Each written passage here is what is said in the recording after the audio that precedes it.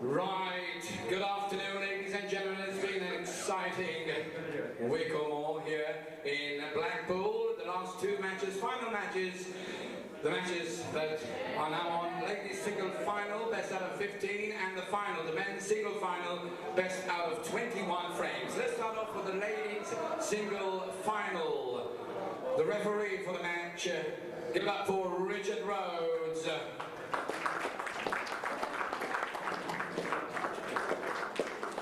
And the timekeeper, Mr. Matt Ward.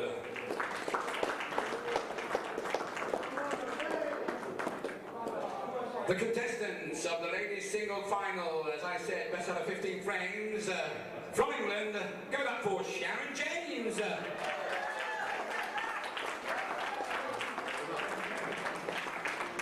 And seed number 2 from England, a warm welcome to Barbara Taylor.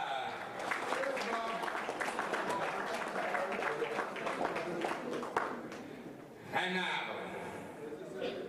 men's singles final, best out of 21, referee George Bradbury.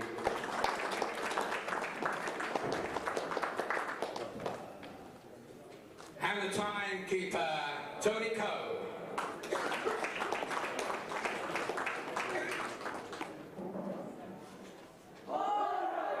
The contestants for the men's single final of this afternoon, ladies and gentlemen, seed number 2 from England, give it up for Phil Harrison.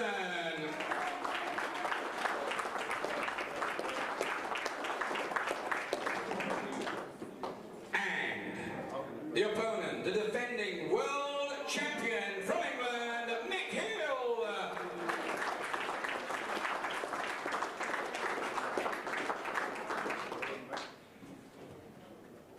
Referees, begin the games.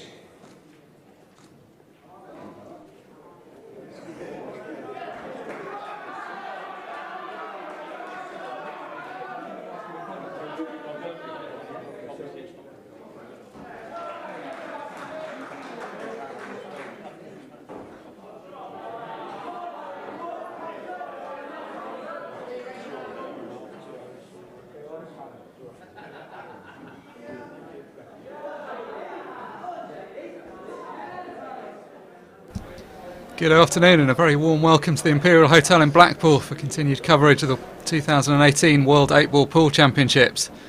This is the event that everybody's waiting for. It's finals day today, and we have up one of the greatest finals of recent times, the men's individual final between Mick Hill and Phil Harrison. A rerun, of course, of last year's final, high quality affair in which Hill prevailed. Will the 2009 world champion Phil Harrison get his own back? I'm Mark Shepherd. I'm delighted to be joined once again in the commentary box by David Veery for what promises to be a cracker, I hope. Absolutely, looking forward to this. The two favourites have reached the final for the second year in a row, so they should be good. But this year's slightly different because it's the first time, possibly ever, that they've played the final on a 7-foot table. I don't know how long the 8-foot table's been around, but we've now gone on to the 7-foot table format, which personally I prefer. Because at the end of the day, you play your pool all your life on these 7-foot tables, so it just seems fair that you play the final on the same table.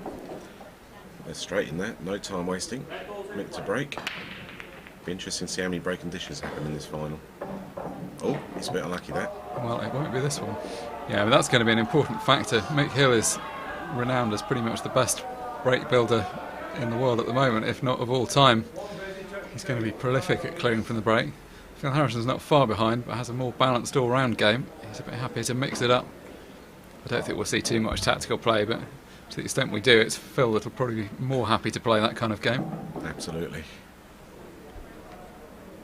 And I think both have gone into this final with relatively comfortable semi-final, quarter-final wins, so they're both fresh. Yeah, I commentated on the match yesterday between Mick Hill and Eddie Barker. And Eddie didn't really do that much wrong, he just didn't have any chances. Only secured 3 frames, I think, in the end. I saw his comments on Facebook and he sort of said fair play. He said possibly he could have won 2 more frames, but that was about it. So I think was it 10-3 he lost, I think?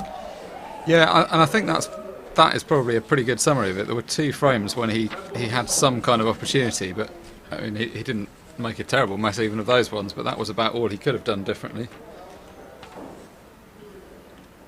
Yes, just looking at my notes from yesterday, 10-3 in the end. Mick had 3 clearances off his own break and 1 off Eddie's break.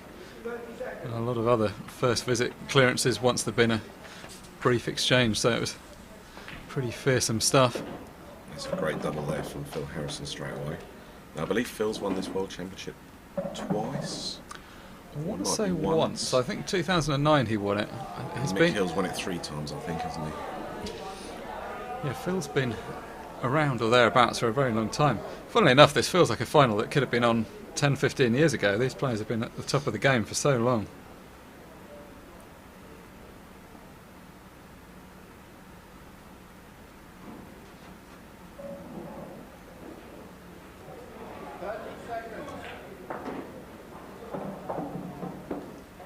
So Phil Harrison making pretty light work so far of the Reds. Important for him to get off to a good start, and the same applies to both players, but I think Mick Hill's the more likely to rush off into a lead and then disappear off into the sunset. Absolutely. Doesn't seem to be anything different left on this table, to be fair. Slight contrast in styles. Phil Harrison has always just made the game look really easy. Like, you'll see half the clearances he'll play, you'll look at them and think, well, that was an easy clearance, but he's very precise, just keeps everything very simple. Mick, kind of the same, but a bit more flamboyant, probably takes on a few more long shots in the course of a clearance. It's always a sign of a good player, though, if you can make it look simple all the time. Isn't it just? I mean, Phil Harrison is literally the best example you will ever see of keeping a pool game simple, but doing it through his own quality. It's no luck involved. So, because Mick was unlucky off the break, because it was a good break, but then yellow kissed his white into the middle bag, and you can't account for that, unfortunately. It's a little bit far there, but he's fine, so he's just going to knock this in, take a 1-0 lead, and then he's got the break in the second frame. Good opportunity to get an early lead in this match. I believe it's first to 11 this final. Yeah, best of 21 frames the final. Good start from Phil Harrison, gets the first frame on the board. And only needs 1 opportunity to do it. There'll be a break after 10 frames, I believe, so both players will want to get at least 5 all at that stage. At the very worst. So this is the first time we're streaming the men's and ladies finals in parallel. Got 2 stream tables in this arena, the same arena we've had set up all week. Just see in the background there, Barbara Taylor standing next to the referee Richard Rhodes for the ladies match. She's taking on Sharon James at the moment.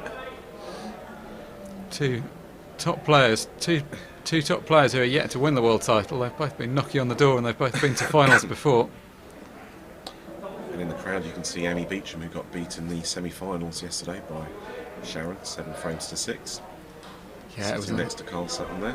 It was an epic finish. Amy did well to come back into that match, and Sharon had to pot a difficult long red to keep her hopes alive. She absolutely nailed it. Won that 7-6 in the decider. Phil Harrison came through a reasonably tough workout against Josh Kane. I was commentating on the other match, so I didn't see much of that, but by all accounts both players played pretty well in that. Josh Kane's a pretty attacking player and brought a lot of flamboyance to the match. Ultimately Harrison's experience shone through though. I sort of feel for Josh because he's had a bit of a coming of age this year, because he got to the semis of this tournament and he also got to the quarterfinals of the World Masters, which he'll be pleased with both, but I'm sure he would have been desperate to get into one of the finals. Yeah, although he has won the World Masters previously, so he's got that trophy in his cabinet at least. But yeah, he's had a very strong run recently. Number of promising juniors coming through. We saw the junior and under-23 finals earlier on today. I was commentating on the junior final. That was a very high standard of play.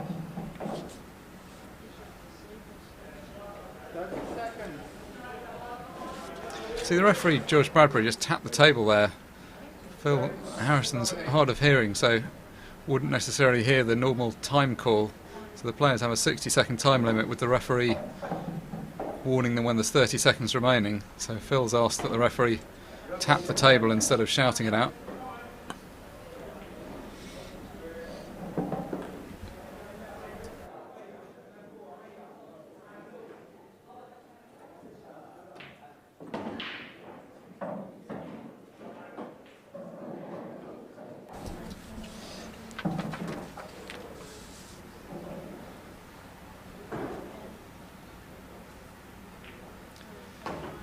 So there's a few balls down the bottom cushion there that Phil's going to have to sort out if he wants to clear up and do a break and dish. 30 seconds just been called there. It's quite handy for us actually to have the tap of the table there, because at least we know when the 30 seconds has been called. Yeah, our commentary box set a little away from the table, just in the room behind the one that you're looking at, so we can't always hear what's happening out in the arena. Although, generally when something good happens, we can definitely hear the shouts through the wall. Certainly in the team matches earlier on, saw England win a real nail-biter. They were behind all the way to Wales before eventually prevailing 11-10. Yeah, Wales played really well, didn't they? But then to be fair, England played really well at the end. And now we've got an all-England men's and ladies final as well. Yeah, England have been the dominant team in this event for the entire history of it since it started in the early 90s, but Wales not far behind. They've always got a wealth of talent. I really enjoyed watching Wales the whole way through the tournament. They played, didn't they? Very attacking. Yeah, I mean, it was just how you would want pool to be played. It's a really difficult situation, this. The referee, they've agreed that the referee will tap the table on 30 seconds regardless if the player is playing a shot. And you saw there Phil Harrison was down playing a shot. And it sort of seems instinctively a bit odd seeing someone go and touch the table when the player's It's just the risk he's got to take, but I suppose he's always been used to it, so referee's moving whilst he's playing the shot. It's just part and parcel of the game for him. Now, does he have the angle here to sort of split those balls up? It looks like he might do. He's having a look. If he doesn't, he can set himself up with a better angle, because it looks like that red goes past the yellow into the middle pocket. So it looks like he's giving himself a better angle here. How's his angle there? Does need a bit of luck here as well. You can't guarantee exactly where the ball's going to finish when you try and split the balls up like this. But he has got the safety net as well of that red, as you can see. He's eyed up to see if it goes in the right-hand middle pocket, and clearly it does. So great opportunity here for Phil Harrison. Build up a 2-0 lead.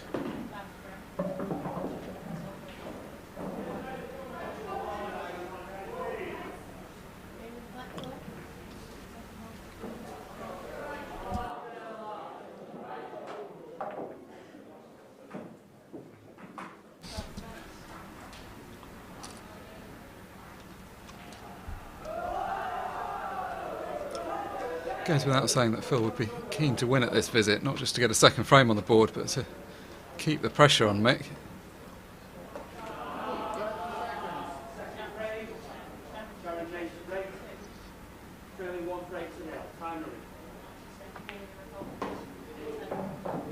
It clearly cuts into the corner pocket. It's difficult to tell from this angle where it did. Yes, I mean, you would say. Now he's got to hope he doesn't double kiss the black, and the black just stays stuck on that cushion. I think there's a real risk of that. It's a decision as to how hard you play it. You don't want the black running away too far, but if you play it too gently, that's definitely the risk. Oh, I was going to say, what a great shot, but no, the red's jawed. I think he was slightly worried there. That's why he tried to pinch an inch on the pocket to get that black to come out exactly as he wanted to. He played that cannon so well. You can see he would have been perfect on the black if the red had dropped. I think if he potted it normally, that probably would have just double kissed and left the black there. So he took a bit of a gamble there. So first look at Mick Hill. That's why I was surprised that Phil didn't try and split those balls up with the previous two shots there, rather than leaving it as the last shot. So a reprieve for Mick Hill. Try and take the pocket. He didn't really want that ball to drop, but he's still in a good position here. Yeah, well thought through shot that. And some players would have just gone and immediately played the snooker, but he played it in such a positive way. He was looking to either open up or cover that pocket as well as get the snooker. Don't think he's quite cleared the pocket enough for the black to be possible. Obviously that's a fair way off anyway, because he's got these two yellows tied up. May look to bump one of the yellows out whilst playing a snooker behind the other one.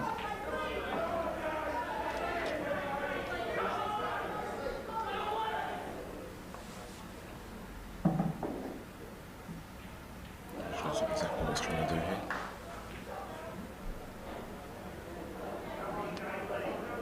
Not the ideal position this for Phil. His options are pretty limited. The one cushion out from going to the top cushion and back doesn't seem on because that yellow in the middle is covering that angle. He's now seeing if he can use the right-hand cushion with lots of right-hand side to bring the white back in between the yellow and the black to hit the red. Yeah, if the black wasn't there, massaging off the right-hand cushion with the right-hand side would be quite a good option, but a pretty small gap behind the black. May decide just to play a deliberate foul and tie things up. The problem is if he goes for this escape and he misses it, he's going to leave Mick bang in amongst the balls with 2 shots, which is definitely not something he wants to do. This is a 1, 2, 3, 4 cushions. Yeah. Doesn't seem strong enough. Hasn't quite got the angle either. It's a big difference if that goes in. Yeah. Oh, he wanted that to stop. If that stopped, that would have been just about okay. But this is, you would have to feel all over now. It's like Mick maybe considering playing this yellow off the red to get the pocket fully opened up. Doesn't need to do that, of course, but that's a brave shot, isn't it? But it just shows how he thinks about the game here. I would say that red is a little bit close to the cushion. If it was a little bit higher up, this would be easier. You know, I think he's sensibly talked himself out of that one. It's not really necessary given that he's got the 2 shots. He's always going to be able to do something. Clearly the black doesn't go past the red, so he's got two balls to sort of think about, and that's why he may go for the similar shot now. He may try and pop that yellow and just clip off the red. But he needs to hit it at a fair pace at that angle to actually get the red out of the way. That's the problem. He'd have to hit it quite hard, and that could change the angle. No, just leaving it. But now he's got a nice angle.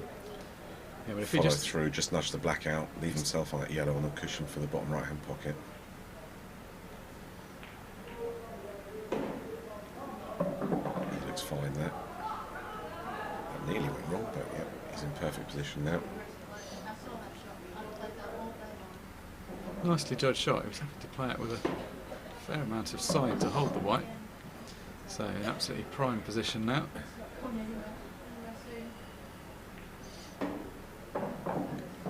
And this is a salutary lesson to what happens if you miss at any stage in a clearance. McHill's always there waiting. Both players will be happy they've got a frame on the board now. I think any final you play, you don't feel you're in that final until you've got that first frame on the board. Yeah, very much so. And from a neutral point of view, that should light up the final. Both players can play with a degree of freedom now.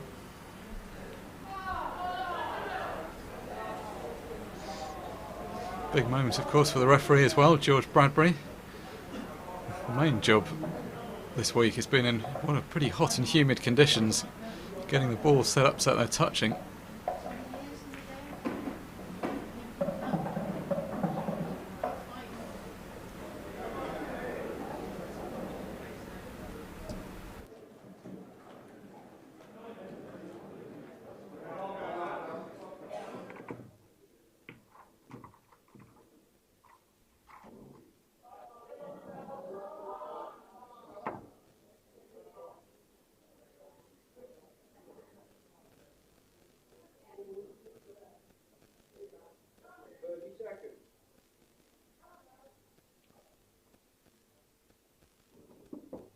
Frame 3, Mick to break, 1 frame all. Time running. So McHill to get us underway in the third frame. The score is currently tied at 1 apiece. So where's the white ball? Straight in. This time that was an unforced error because he didn't kiss in at all this time. Unlike the first frame where he was unlucky. Yeah, it's not very often you say that after 2 of McHill's breaks that he's been in off on both of them. So another very presentable opportunity for Phil. Bit of congestion around the black, but all the balls spaced out a bit, so there is room to work.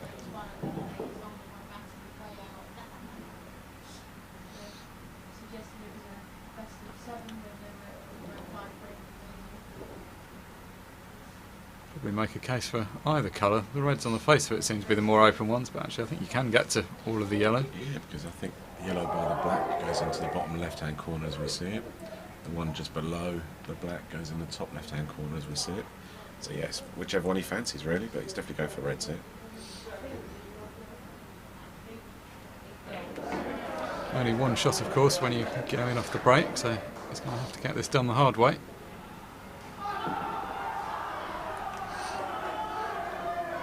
he going to take this tricky red down the cushion first? He's got 2 options here. Was he eyeing up a plant into the middle pocket after putting this? Looking at the options available to him anyway. Yeah, normally likes to give it proper thought at the beginning of the clearance, then he tends to speed up as he figures out his path. More so than pretty much anyone in the game, he's a man that always plays the right shot.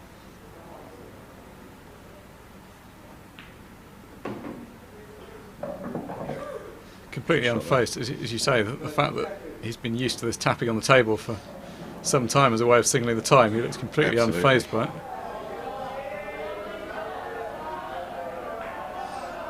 Such a lovely guy, Phil Harrison. Always a pleasure talking to him, and one of those players that everyone wants to will on to do well.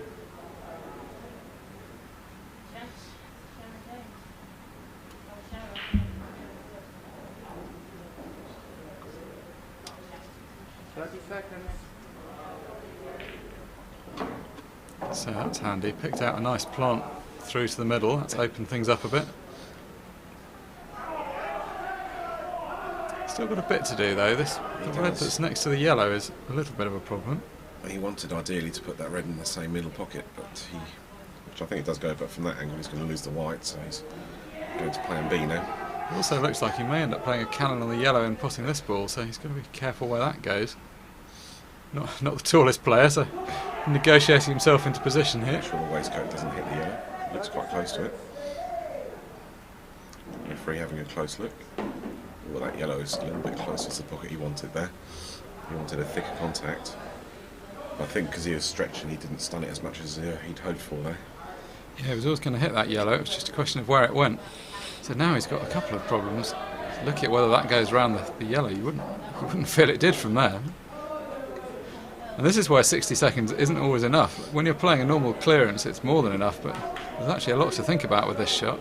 It's got the red and the yellow together in the middle aren't perfect, and this one on the nearest the bottom right is a real problem. I think he's going to try and see if he can squeeze the pocket here. He's not 100% convinced he can, but doesn't have a whole lot of other options. So I'm not 100% he can, but it's surprising. You can often get balls through further than you expect.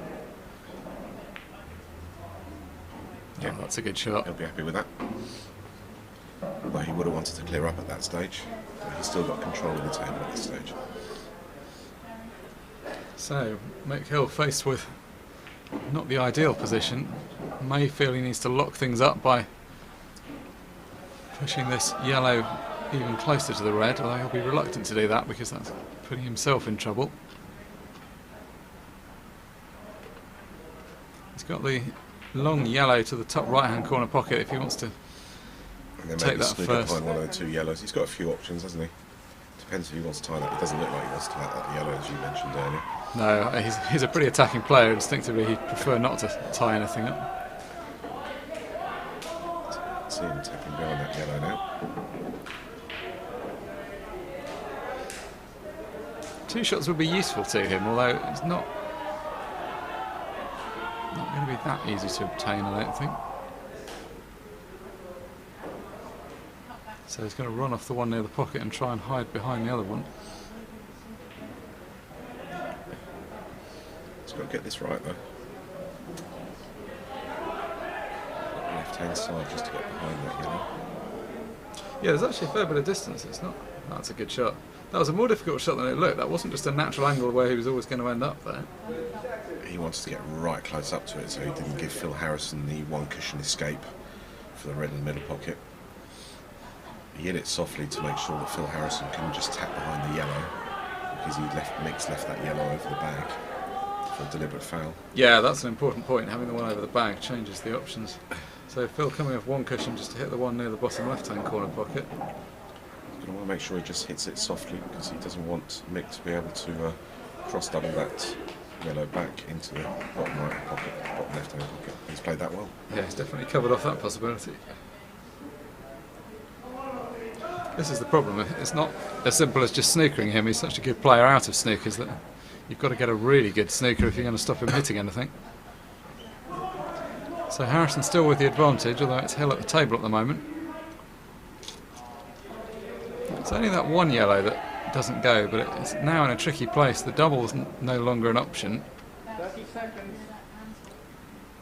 That's why Mick Snooker, he wants to get tight up to that yellow, not to give Phil that easy opportunity to get out.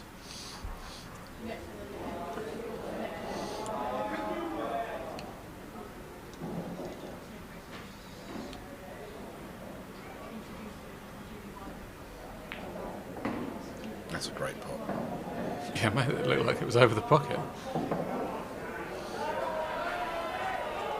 Not necessarily going to go for a clearance here, but it wasn't in the Yellow perfect. down the bottom is still the trouble ball, isn't it? Yeah. He's got the angle to manoeuvre it, but where does it go to? Yeah, maybe he wants to push it onto the cushion, so then it cuts down the cushion, but he's got to be careful he doesn't hit it thin and put the red instead. Yeah, it'd be a pretty aggressive shot to play that, but then at the same time, when you're not in a great position, sometimes you've got to take the ball by the horns because you're going to lose the frame anyway. Yeah. What's difficult, if he's going to have to, if he's looking at playing it off this one, he's going to have to play it off two cushions. It's difficult to judge. The first cushion, the ball tends to come off pretty square, but then sometimes the side takes more effect off the second one, so it's harder to judge. He's been very unlucky there. Yeah, that was a good effort. He wanted to hit it thicker. He actually hit it harder than I thought he was, so he's actually trying to get the yellow back up the top of the table. It shows the vision of the man, though. Not everybody would have been looking to play that shot at that point. Some people would have just tried to play another snooker. He realised that that was becoming a bit futile, so decided to go for something more attacking. Fortunately for him, though, he's got himself into a snooker, and he's also now moved the yellow that was slightly protecting the red over the bottom right. So all of Phil's balls now in pretty open positions. It's not really good enough just to get out of this snooker because it's going to be hard to do it in a way that doesn't leave a shot at something. That's me, I'd probably just hit it hard and hope that some of the balls go safe somewhere, which is exactly what he did, but he hit it a bit too hard. He's jumped over the ball. That would have been a foul anyway if he hit that yellow. Yeah. Because he jumped right over that yellow. But yet he was just hoping that he would manage to put the black safe or one of Phil's red safe there. Hasn't worked out. So yet again, looks like we're going to have a break of serve, and Phil's got two shots to go, 2 frames to 1 up. So I was expecting a lot of breaking dishes, but so far every game's gone against the break. Yeah, not helped by the fact that Mick's been in off both of his breaks. It's landed a little bit awkward, but he won't mind too much. He's just got to roll this red into the corner pocket. Does that other red go to the top left-hand corner? Even if you can see it. Difficult to tell from there, but we'll see what he does. No, clearly doesn't. Otherwise he would play it.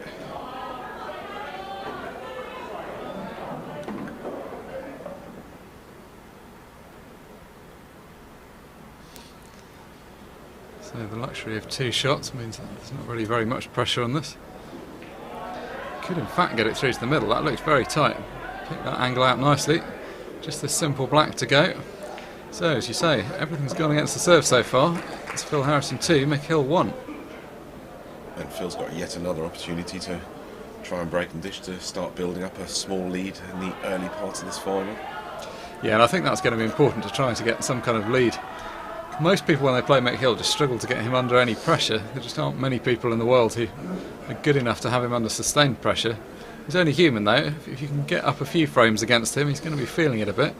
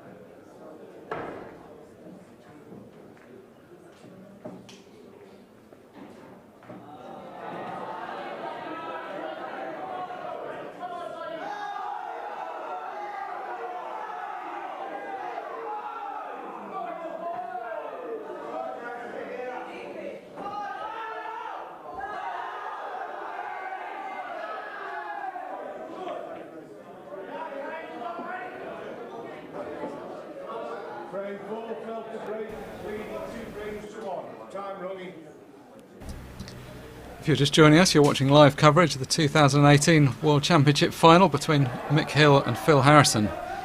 And it's Phil Harrison to break off in frame 4, leading by 2 frames to 1.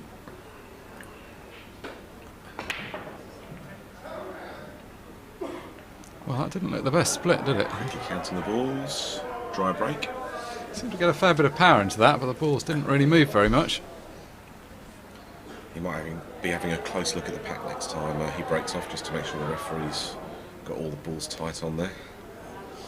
Yeah, it's a difficult job for the referees, particularly in these unseasonably hot and humid conditions in Blackpool this week. Very important though, because a dry break at a lower level, it doesn't necessarily make much difference, but when you're playing Mick Hill, a dry break can be the difference between winning and losing the match. Mick Hill, slightly rueful look at the table, doesn't really like what he's been left with, but be happy enough to be at the table at least. Yeah, a bit of work here to be done. So he's going to try and cut this red in the corner bag, is he? Well, a bit of work to be done. He's done quite a lot of the work there. He's moved a couple of the difficult ones. It's got to be tight. If it looks tight, it probably means that red that he's looking at probably does just drop into the bottom left-hand corner. Because you can always cheat the pocket a little bit.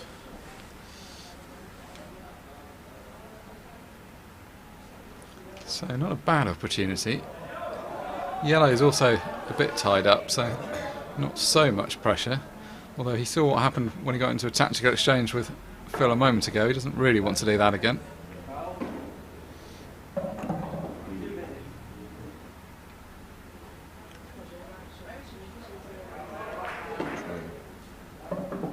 That's a nice shot. Mick's positional play so far in this tournament has been absolutely exemplary. He always seems to be within half an inch of where he wants to be.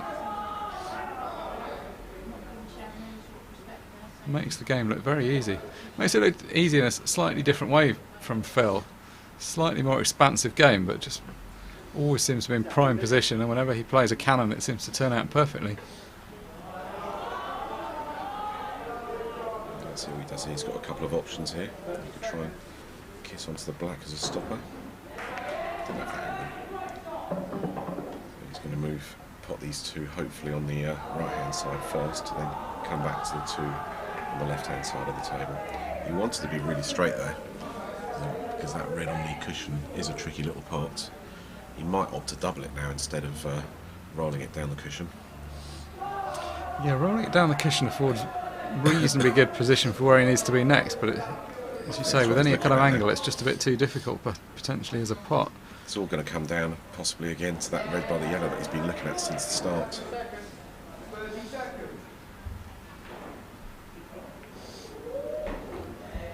So he's going to drop it up the cushion. That red was straight enough. It's actually quite useful, although it's slightly more difficult with the pot with an angle. At least now the cue ball's coming a little bit off the cushion. He's obviously concerned that this red is tight, so he doesn't want awkward cueing as well for it. He wants this white to be as close as possible to the right hand cushion to give himself an angle just to roll it in and move across to the other red. As he landed too straight, no, he's okay there. He's done a little apology. Don't know why he's apologised there. That was a good shot, I thought. Took a while to drop. I was going to say, I don't know if he was apologising. He did. It was slightly wide. I think maybe he thought he'd missed it. He still doesn't look entirely happy with this shot. This is obviously very tight.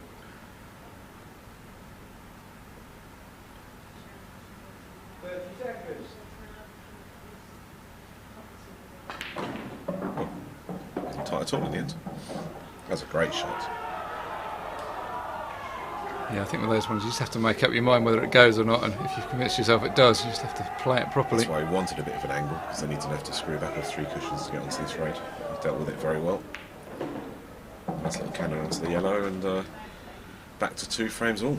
4 breaks of serve. Classic example of a difficult clearance made to look very easy. Quality stuff from Mick Hill as he levels the match up.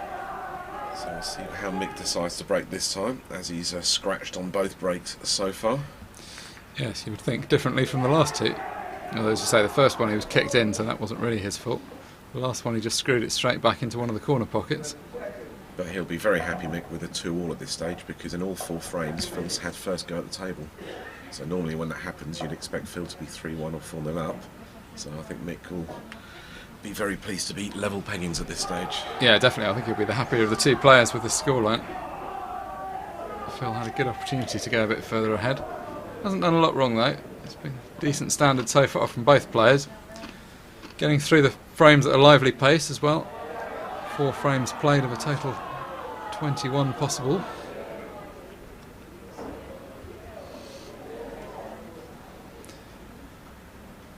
There's still some pool being played. Behind the seating here is the rest of what has been the main arena all week, so there's still a few tables in play. A couple of them were removed this morning to add a bit of extra seating. There's also audience sitting to the left and the right of the table, so there's a few more people than you'd think from seeing this camera angle. Not the best split. Mick didn't go and look at the pack, but I think again that wasn't, it didn't look like the tightest rack, did it? I think it went down, but at least Phil hasn't got a ball in hand this time, so it's a minor improvement on the first 2 breaks. It's not very often that Mick has 3 consecutive breaks and doesn't put anything on stay at the table for any of them. We're definitely not troubling the statistician on the breaking dish stats at the moment. No.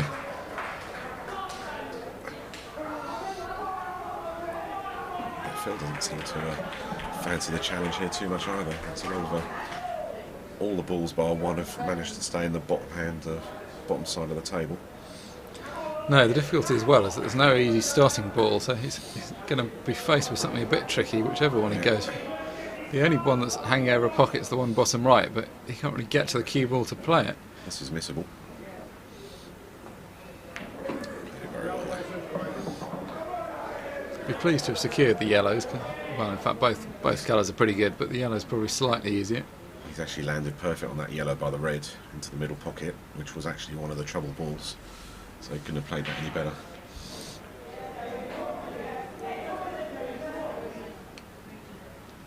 It's one of those kind of fiddly clearances where the balls are kind of all there, but you've just got to spend a bit of thought getting the white around in the right areas. He's normally pretty good at this. Like, position is his forte. He's never really out of position. He's going to need to call on those skills here, though. Yeah, he's going to need a couple of little just cannons to get position, because the yellow he's closest to at the moment, I don't believe goes past the red.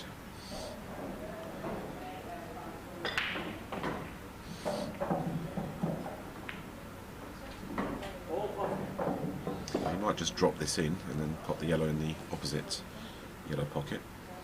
Yeah, it's at the angle. A very precise positional shot there. He wanted to stop the white dead. He's got the angle to do that. I think that's probably the sensible option, because at least that way he guarantees to give himself a shot at it. If he tries to get clever and move this red out of the way, it might get in the way of something else.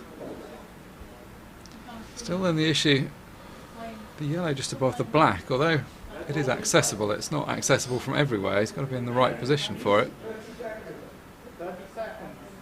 Can't really tell that much from his demeanour about whether this is a good or a bad position. He habitually walks around shaking his head when he's playing. Often that can mean he's in prime position. I think he's overdone that. A little bit further he wants to, but actually he's now going to try and pot this, leaving himself an angle and cannon onto the red by the black to open up that yellow. He was unquestionably trying to run through. He was never leaving it straight, because he went round to look at that cannon before he played it. I think that's fine, actually.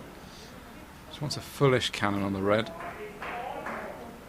Oh, he's forgot the pot as well, which is why he didn't quite get the cannon as he wanted to. So again, Phil's not managed to clear up when he's been going for the dish at this stage. Yeah, forgetting the pot is a dangerous thing to do against me. Those are the 2 reds. It looks like it might cannon, kiss onto the yellow to go into the pocket, makes it a big pocket. So we'll see what he tries to do. He's got a few options here, but Mick will be delighted to have another chance here. Yeah, Phil needs to stop this kind of thing, because consistency is normally his hallmark. That's not gone quite right for Mick. Trying to cannon those 2 reds into a better position. He's got one of them into a better position, but the other one is now much worse. Referee just asking for Mick Hill just asking the referee for a timeout. The player on the neighbouring table in the ladies' final was just in his way, so didn't want that coming out of his time limit. Referee for this match, George Bradbury, in the timekeeper Tony Coe. 30 seconds. 30 seconds. Sterling job done by the referees all week. I don't think I'd fancy being out there in a dinner jacket in this kind of weather. No, absolutely. That's why I've never wanted to be a referee, because they always have to wear dicky bow tie and everything else, and that's just not me. I struggle playing on a waistcoat as it is, yes. Having to wear a jacket all week long. You've adopted a slightly more casual attire for the commentary. Absolutely. Off camera you can do what you like. Of course, we're both wearing shirt and ties for this final, aren't we? Absolutely. This is only appropriate.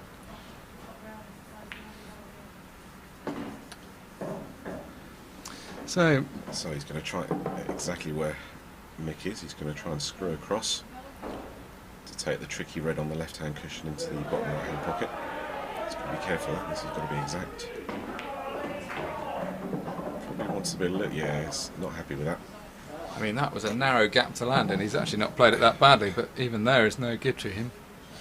I think he was concerned that if he got too close to the yellow, he would have done a foul. So it's a natural thing to try and play err on the side of caution. The only good thing here is that he can just afford to concentrate on cutting it along the cushion, and if it drops, that's fine, and if it doesn't drop, that's kind of fine as well, as long as he at least gets it to the pocket. And because he doesn't need to worry too much about position, the cue ball's naturally going to be coming up and down the table. Oh, that's a good shot. This is an example of how ruthless he can be. Phil Harrison's mistake was a pretty minor one, and when you looked at the table when Mick came to it, you were thinking, well, maybe he pots a few balls, but does he really clear up from here? Well, the answer looks to be yes, he does. He's now got two simple reds left, and as long as he gets position on the black, this is going to be 3-2 to Hill. He doesn't have to do a lot here with the white ball to get perfect position on the black. Yeah, simple two-cushion positional shot. And following the 5 break-off shots so far, I would have said the pass score for the match would have been 4-1 to Phil Harrison.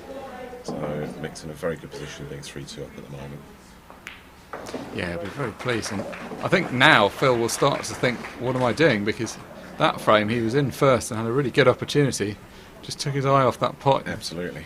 The yellow you can see hanging over the bottom left-hand corner pocket was what caused this problem. That's 2 in a row for Mick Hill now.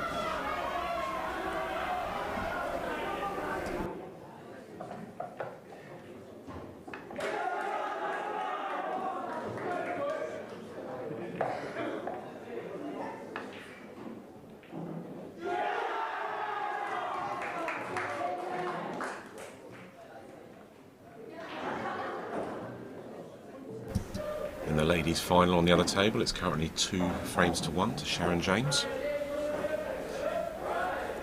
Both of them going for their first ever world title. Yeah, I think whoever wins, it'll be a deserved winner. They've both been around knocking on the door of that world title for a while now, so it'd be nice to see one of them lift the trophy. I was doing the Sharon James match, so I saw how she qualified. I think Barbara Taylor also played well. Sharon played really well. She was playing Amy Beecham, who's the defending champion and #1 seed. I think everyone assumed that it would be fairly straightforward for Amy. You see Amy in the crowd actually, 3 rows back. And in the last 32, Sharon also beat Sabria Brunet, who was the 2016 world champion. So on the way to the final, she's beaten the last 2 world champions. So she'll be feeling very confident that she can win this final. Yeah, that's doing it properly. So Phil Harrison has at least potted a ball off this break. So again, he's first in control in this frame, so he'll be desperate to make the most of it this time. It's not as easy an opportunity as he might have wished for. Similar to the last time, the balls do broadly go, but just not exactly hanging over the pockets.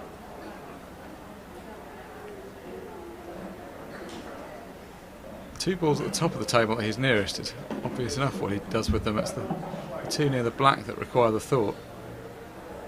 So going for the tricky one down the right hand side first.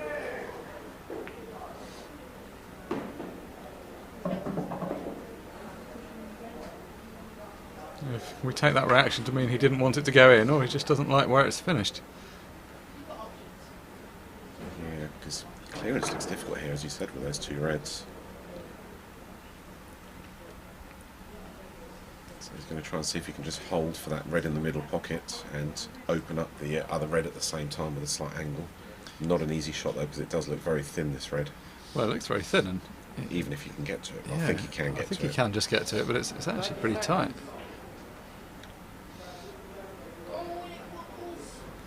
Cue ball's obviously going to have a fair bit of pace on it, so you've got to control where it's going. Pots it thick, which changes the angle slightly, and that's not really turned out right. He's getting himself in a fair bit of trouble here. He still has that long red down the left-hand cushion, but it's certainly not where he wants to be at this stage, and it still doesn't solve the problems of the two reds down the bottom part of the table. And if there's one thing you don't want to be doing against McHill, it's potting a few easy balls, clearing the table up for him, and then turning it over. We have the England and Australian junior team managers, please. Sometimes the unfairness of Paul, that being the first person in a frame, your clearance is more difficult, and if you happen to miss it, your opponent steps in for a much simpler one. There's less traffic to clear up, isn't there? Which has happened a couple of times in this final already. Tricky long red now for Phil. That's a fantastic shot. Oh, he's hit that so well. I can't tell you how well he struck that. It's a hard pot just to roll it in, but to screw back and get the perfect angle for this red in the middle pocket to manoeuvre this other tricky red. That's a shot of the match so far, that one. Absolutely world class. As befits a World Championship final between the number 1 and number 2 seeds. Differences we were alluding to earlier on. In previous years we've played the final on a bigger table. The legacy of when it was first televised, it was easier to televise on a bigger table. This is the first year we've played the final on the same table that's been used all week. I think that's probably a bit more of a leveller. McHill is one of the best players in the world on the big table. No, he took a bit of a gamble there. Decided not to kiss into it as I thought he would. Now, has he done enough? Because if he can't see it, then he's got himself in a bit of trouble there. But he certainly can't see the red on the right hand side. Yeah, I don't think if he can see anything, it's only the thin edge of this red. He can't do anything with it. We can't see Phil Fiz's reaction at the moment. There we go, let's see. Well, what's he want to do? I mean, he could consider bending round the ball round slightly with a trace of left hand side, but he's going to come so close to the black. He can hit it, but there's no way that goes in the bottom right hand pocket. Here he is applying the side, but this is tricky. Yeah, I don't think that shot was ever on, but at least he's covered the pocket to an extent. But again, Mick back on the table. Yeah, I'm not sure he's done enough, because the yellow that's immediately above the red bottom left, I think Mick will eventually be able to play that into the cushion and off the red. I can see that pocket getting opened up if Mick gets the opportunity. There's no easy starter, there's only really the long yellow to the top right, and potentially the one in the middle of the table. May decide just to play a safety shot as a result. There's a good safety area on the right hand side of the table that he's currently looking at. Don't see him play many snookers, but definitely made sense to play one there. So easy enough escape. If he wants to hit the one over the bottom left hand corner pocket, that's a simple enough escape, but he doesn't desperately want to move it from where it currently is.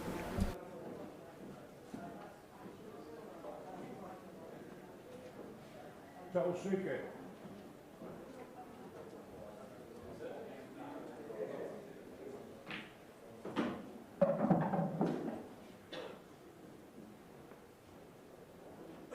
Seconds.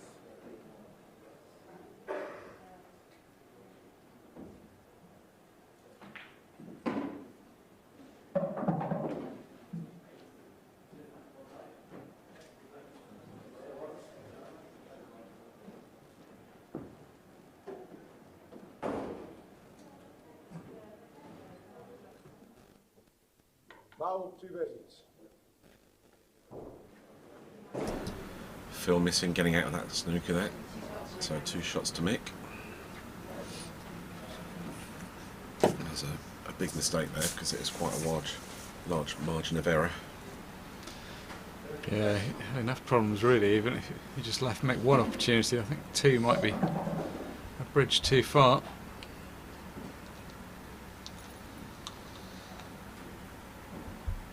It's just very hard to contain Mick Hill, this is the problem.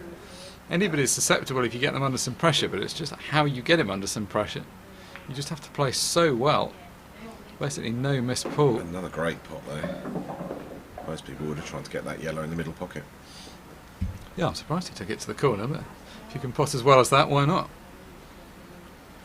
You can clip this yellow into the right hand middle pocket and come round. He's got a number of options because he's now got 2 shots. He could, If you can to see move that red away from the pocket, he could hit one of the yellows off the cushion onto the red. in fact, he could see the red just to He the... could. I didn't think you could see that one. No. So now he's got one he can drop in the middle pocket. It's all about how he opens up the bottom left-hand corner. I think he'll probably try and open up the pocket. I mean, he could just manoeuvre around. Yeah. I think here he plays this, the leftmost yellow off the cushion and off the red. Just to set himself up. He's still got a visit to do, and all the other yellows are nicely in the open. This should open the pocket up nicely. Even drops in. Wasn't a major problem if it dropped in or not, to be fair, with the spare visit. Can't really see him needing the 2 visits. Bit of a clash there between the ladies and the men's tables. Yeah, Mick just knocking into Barbara Taylor, who was lining a shot up.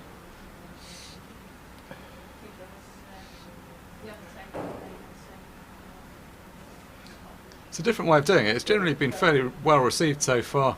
It's worked very well, certainly for the team matches where we've had 2 tables in play and been able to bring you live streaming of both of them in parallel. It certainly makes it more exciting because playing on 2 tables can really change the score quite quickly. Momentum becomes key in those matches, as we saw in the England-Wales men's team final. Yeah, England never looked like winning that match until the point they did. They were never ahead until the final frame. Mick will be a bit disappointed there. He wants to get a couple of inches further. Yeah, such a perfectionist. He didn't really want to have to use the 2 shots. He considers he should have At done least it. he's got them though. That's the advantage. Yeah. Don't think he needs to worry himself too much. He can just set this up.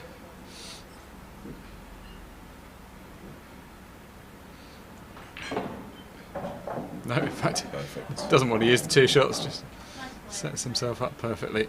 Screw back to put the black in the same pocket. Just borrowing enough angle to screw past the black. Just looks so easy the way he plays the game, doesn't it? So for the first time in this final, there's a 2-frame gap, and Mick Hill leads by 4 frames to 2.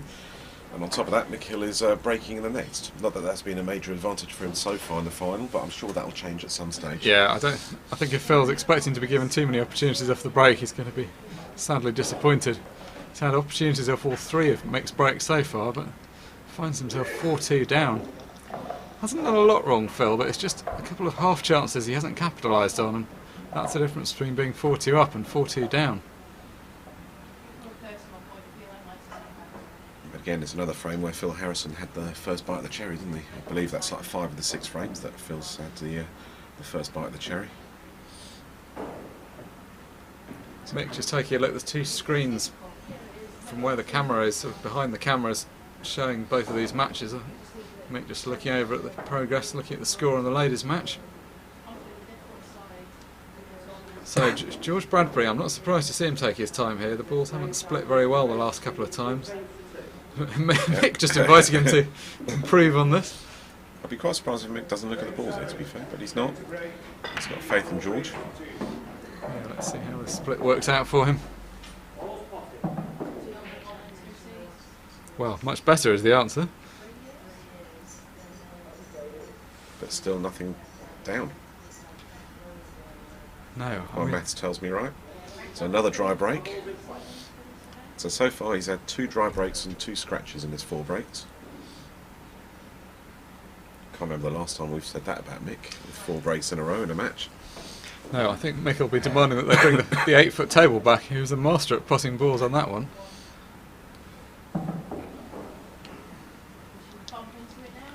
This is what you describe as a 7-foot table.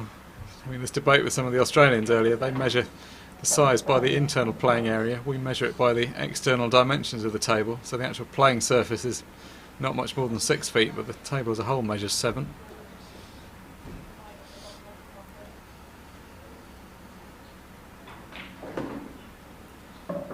So once again, Phil has a first bite of the cherry in this frame.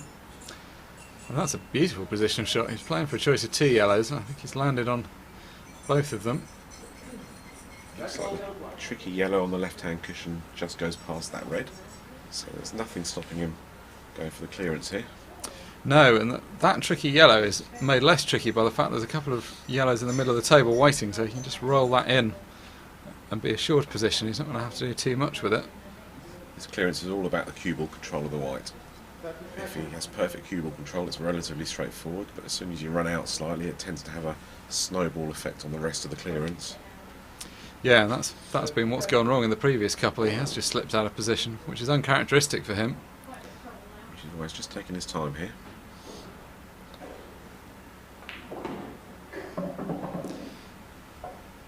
So I think this positional shot will be the key to this frame. It's a narrowish gap he's got to get the cue ball through here.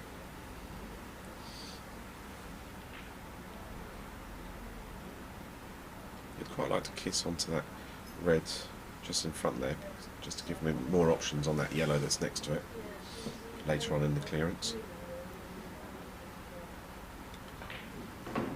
He's decided to move both the black and the yellow out, which is perfect. So it's all about this shot here for the clearance. I don't know that he was necessarily playing to kiss the black there, but this has turned out pretty well.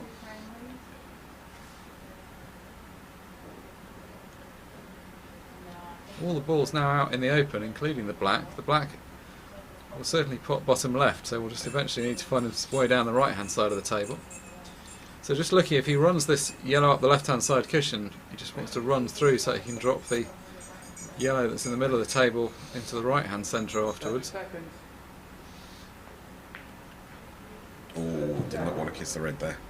Now that's a bit of a loose shot, isn't it? There's no real excuse for hitting the red there. So another unforced error by Phil Harrison here.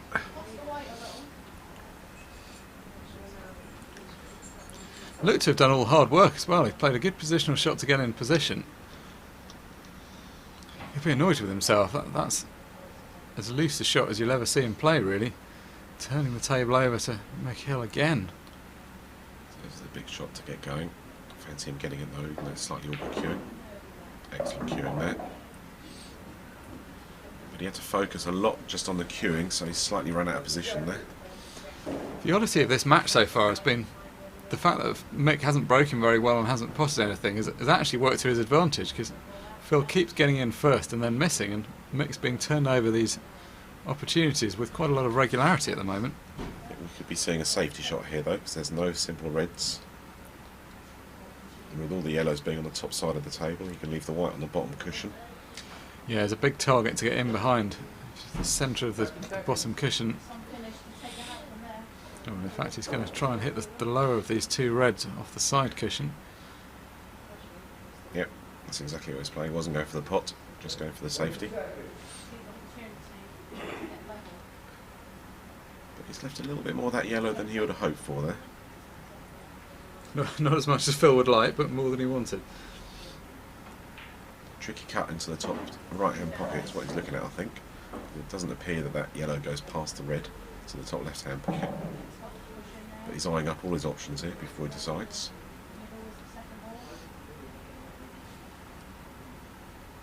And that's the 30 seconds called.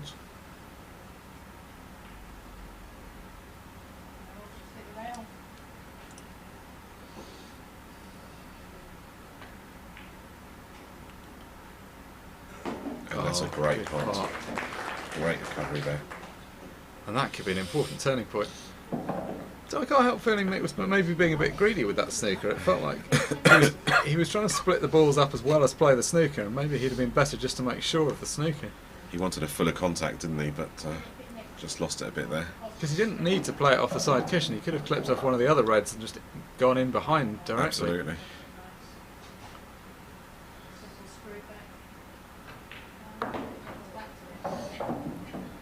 So nothing too complicated here. Leave himself perfect angle for the last. That's what he's looking at, to get nice position to roll forward and be perfect on the black. Yeah, and it's important he does leave the right angle, because this black is slightly shielded by these reds. He doesn't want to leave himself too much angle. If he leaves too much, then if he goes far too far, then he's just going to leave himself a long black. But ideally, he just wants to keep it as simple as possible. So let's see. That looks pretty much Looks perfect. pretty good. Just run the cue ball through with topspin, drop onto the black.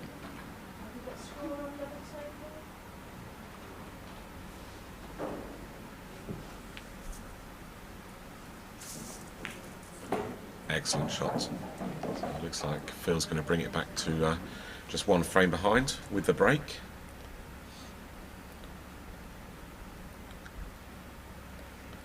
Black safely down. It is just 1 frame behind. Mick Hill now leads Phil Harrison by 4 frames to 3.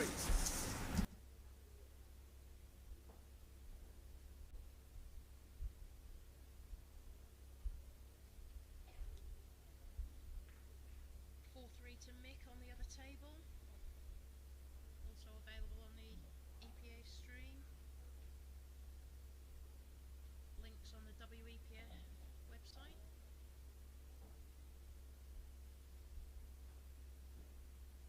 I think Mick looking for his 5th title? 5th or 6th? No, I think it's 6th. I think this would be his 5th title.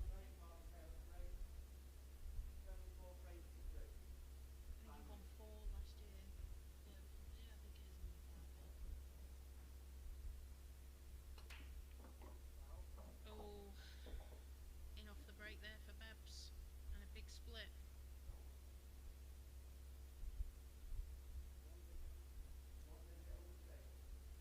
Sharon chooses yellows. She's got one slightly awkward ball, but yellows are the balls. Drop this one in at the top. Look at the top. Phil Harrison just coming over to inspect the pack, and I'm not surprised because the balls haven't split up very well so far, and I think there is a concern that they're proving quite tricky to rack on this table. Not necessarily the fault of the referee, but unfortunately he's the man that's been tasked with getting this right. So Phil just asking him to have a second go at racking them up. Everyone's now happy that they are. I'm surprised Mick tight. didn't have a closer look in the last frame, to be honest. So Harrison to break off in this 8th frame. Well, that's better. Balls potted there. 3 balls potted now, so he'll be happy with that. Yeah, I think he'll decide that checking the rack is the way forward from now on.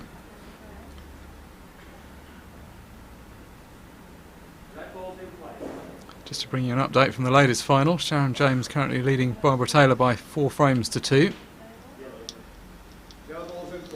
Race to 8, I believe they're playing. I believe so, yes.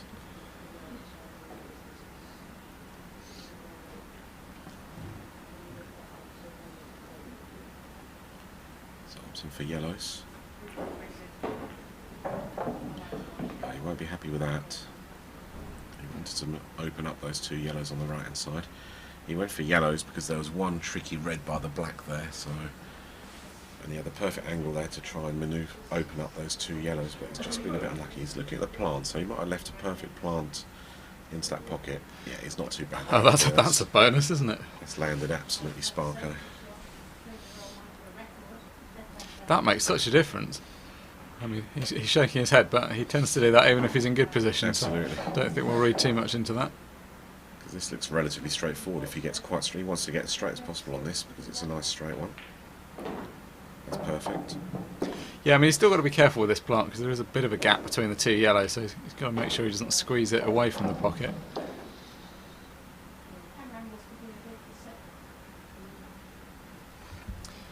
They're at a sort of awkward distance where if they're touching, it's what you'd call a reverse plant where you hit sort of the opposite side from normal. I think they're just about far enough that they'll react normally. Just got to be a bit. You can sometimes squeeze an angle you don't expect to get off a plant like this. Just, yeah, it's not too bad. He ideally wants that yellow to not go as close to the cushion because he needs that white to come out slightly to leave himself a long straight shot on the yellow down on the left hand side. Because if he stays straight, it's very easy position to get onto that yellow just below the black. That's where he's looking at now. So he's happy with that.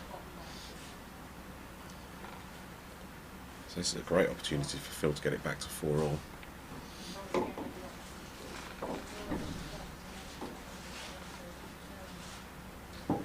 Yeah, and I think that would probably be a fair reflection on what we've seen. These are the chances they need to capitalise on. It's the getting in first and missing that's proved costly. I mean, this is amazing. We've had 8 frames of pool, and Mick Hill's hardly been in first in any of them. I know. That's why he'll still be quite happy, even though he's lost his 2-frame lead. And actually, Phil will be relieved that he's back on level terms, because he probably feels that he should be in the lead, but having gone full 2 down, he'll also be happy with 4-all. And the next 2 frames are very important, because after that we have a 15-minute break, which can always change the way the final goes. Especially as players aren't used to having breaks in pool matches. No, it's unusual to play a match long enough. And that was a good shot. That playing that cannon, he actually had to hit it hard enough to make sure he freed the black up. He's played that perfectly. Simple black in the end.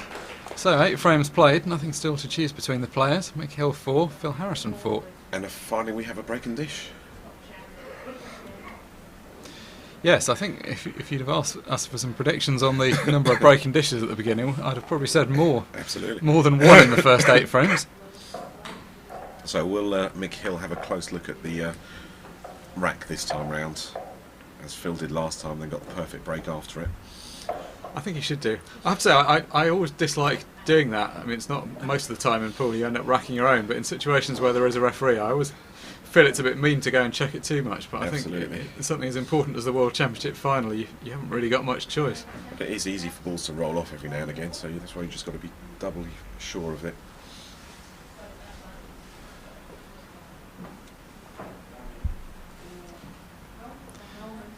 Everything's very slippery as well. We saw some of the referees yesterday taking their gloves off.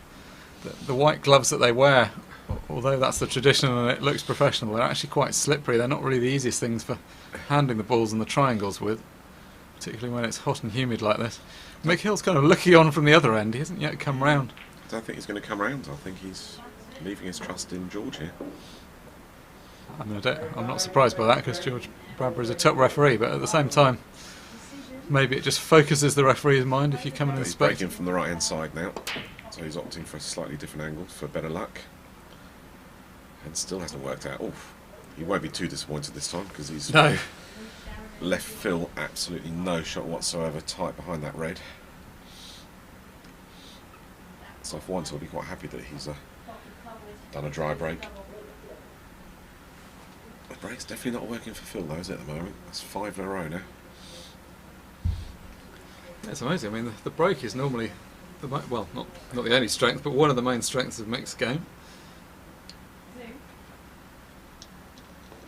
He doesn't seem to be doing anything obviously different from when we've seen him previously. And it's not been that the table has been universally difficult to break on. The usual suspects like Tom Cousins in the team match earlier, he was still getting his customary good splits. He's renowned to be the best breaker in the game. It's Tom Cousins. In fact, the balls were ending up in that England-Wales match, which was on the same tables shortly before this. There were some good breaks, there were some pretty open games. But that can be the way it goes. That's the frustration of breaking, isn't it? Some days you do exactly the same thing as you normally do and just get a different Absolutely. result. Now Mick may be forced into trying to pot that yellow in the middle bag off the cushion, coming off the right-hand cushion as we see it. He's looking at all different options at the moment, because he can't just tap behind that red because he's so close to the cushion now. That's what he looked at. Well, he did what you called, but he didn't quite Didn't make work it. out. He sort of got forced into that. Wow, and this is a lovely opportunity for Phil. Look at where the balls are sitting now. Yellow's looking good. No difficulty whatsoever with the yellows. One slightly tricky red, but again, that can be manoeuvred as well. Yeah, I think he'll prefer the yellows, but yeah, both have their merits.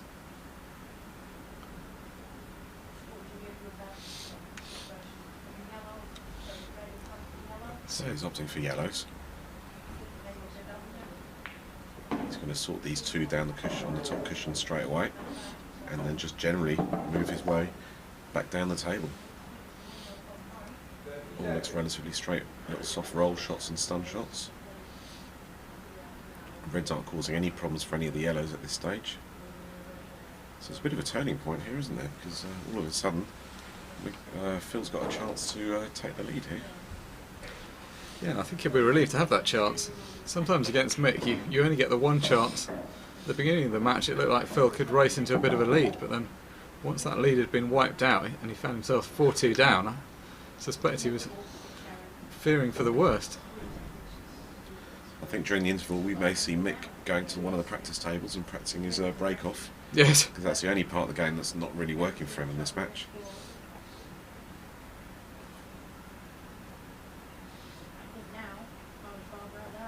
he still looks fairly calm about the whole thing. I think he's probably accepting that he's doing the same thing as usual. Maybe it hasn't worked out right, but it'll come good. But he needs it to come good fast. He can't afford to get too far behind. That's the beauty of pool. There's no guaranteed break that will guarantee putting a ball each time. No, Tom Cousins, as you say, is about as close as anyone's come to it, and he does it by a combination of incredible timing and putting a lot of pace into it. It's very hard to replicate that break. You see other people, they watch him and think, oh, he's hit that hard, so they try and hit it hard, but they just can't do it with the same control. Yeah, these are sitting really nicely though for Phil. Yep. Perfect angle there. Got a big margin for error for dropping on this one over the middle pocket. He doesn't have to do anything with the white to get on the black, so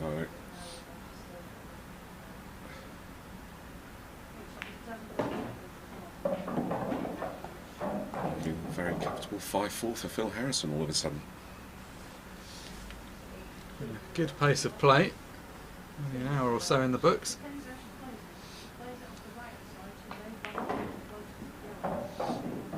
Been very watchable pool so far. Not necessarily the first visit stuff we were expecting, but not far short of that. It is good pace, but I think, was it 2-3 years ago when Sean Chipperfield won the final? That was over in record time, that one, wasn't it? I think under an hour for 15 frames. That was an incredible final. I mean, everyone was willing him on that year.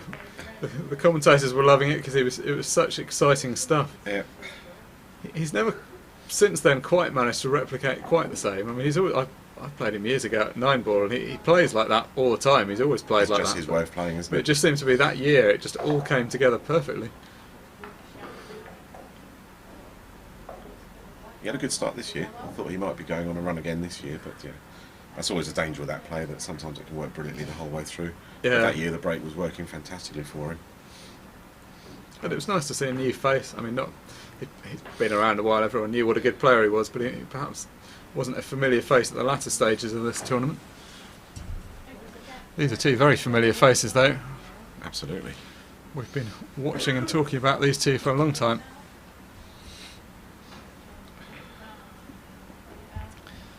So Phil Harrison shooting an inquisitive look at the rack. The referee's going to have a second go at it. I have to say, personally, I do prefer the fact that we're still using a triangle. There's been a move towards using various racking devices.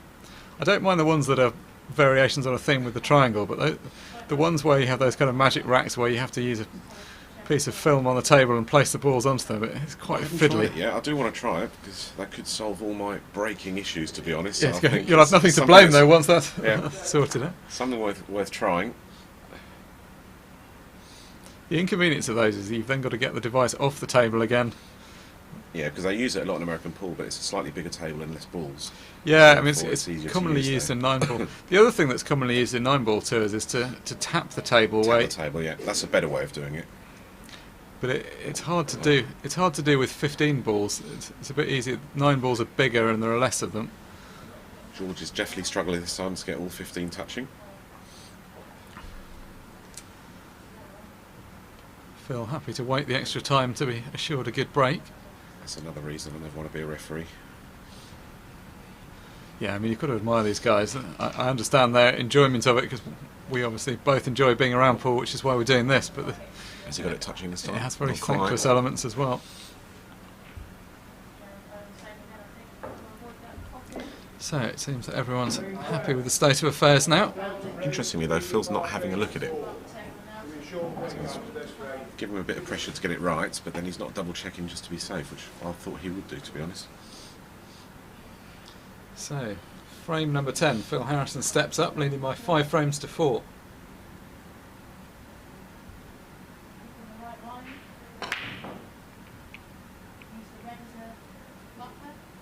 Well, he came close to plotting one, but it Yep, nothing bounced down. out. They're spread nicely. Yeah, this is a Mick Hill position every day of the week, isn't it? It's Absolutely. Not simple, but makeable. He'll be keen to level up the match going into the break. Yeah, I mean, whatever the score is at the break, I think it'll be a reasonable reflection. If Phil was to be slightly ahead, that would be, I think, a reflection of the fact that Mick hasn't got his break together. But 5-all would not be unfair either. So clever shot there, using the yellow as a way of cannoning the red in and also open things up a bit.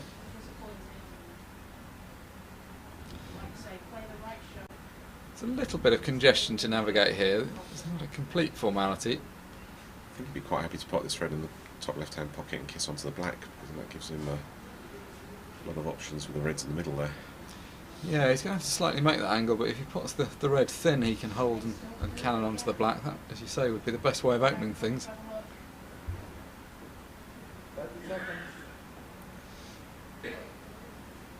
No, it looks like he's trying a different alternative.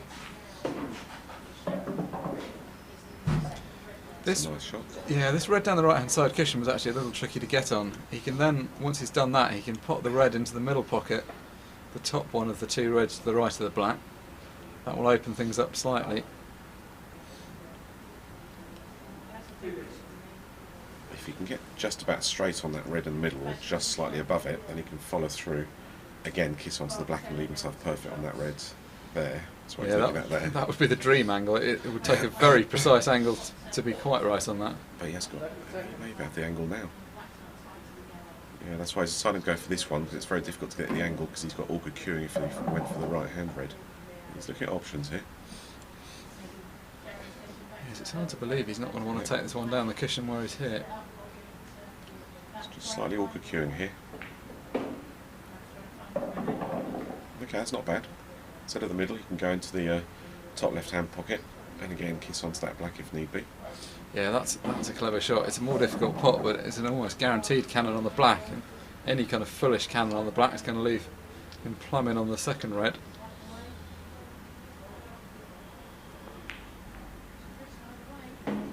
Most players are looking at that thinking, well, I don't really want to leave that long red because it is theoretically missable, but because Mick is such a good potter, that kind of thought's never even entering his head.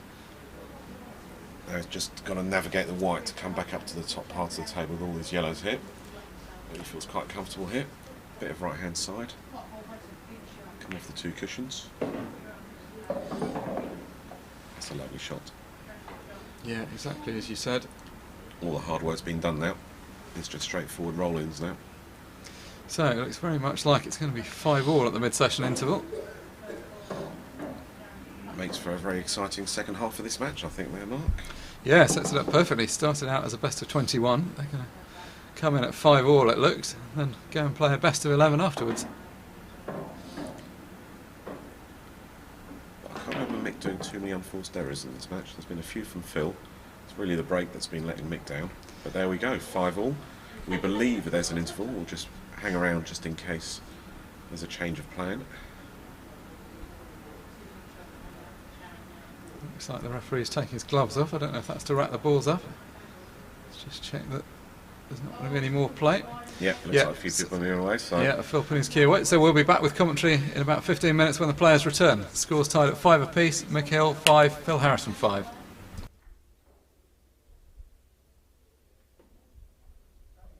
with an easy black, roll of the eyes. That's a chance that she wasn't going to get.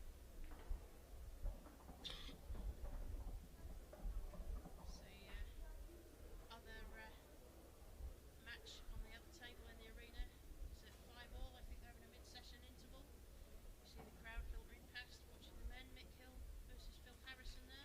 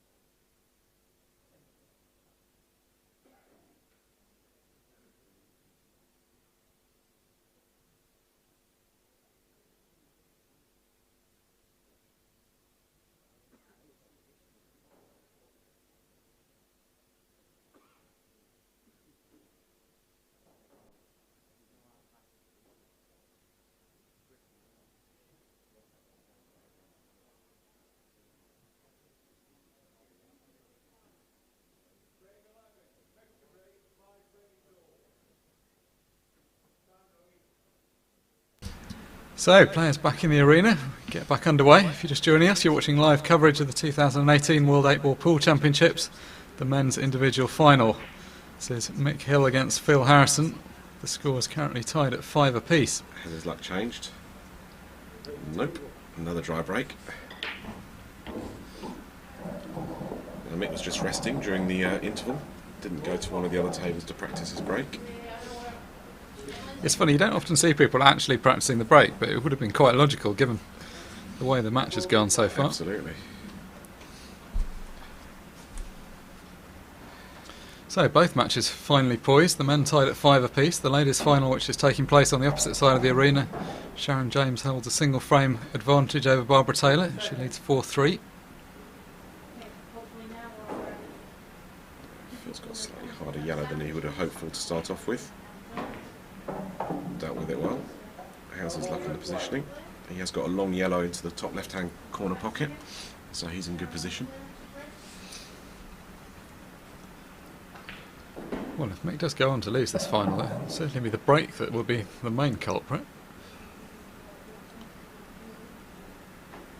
6 times in a row now. He had 2 scratches and 4 dry breaks since then. I would think that's a stat he literally hasn't ever had. No, absolutely. It's very difficult to win a match at this level if you don't pot a ball off the break. Oh, what's Phil Harrison done here? Again, another unforced error here, I believe. So the referee's going to see if it's touching, so he must be very close to it.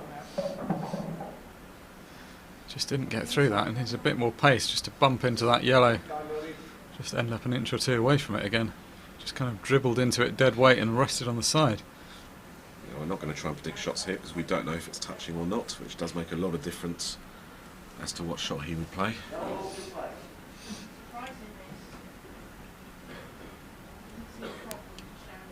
Well, this is a very disappointing thing to have done, because if you look at where the balls are, if that yellow is nudged forward an inch or 2, you can't imagine any way he wouldn't clear up. And that's been the summary of the first half of the match. It's been 5-all because Mick Hill's break has not been working.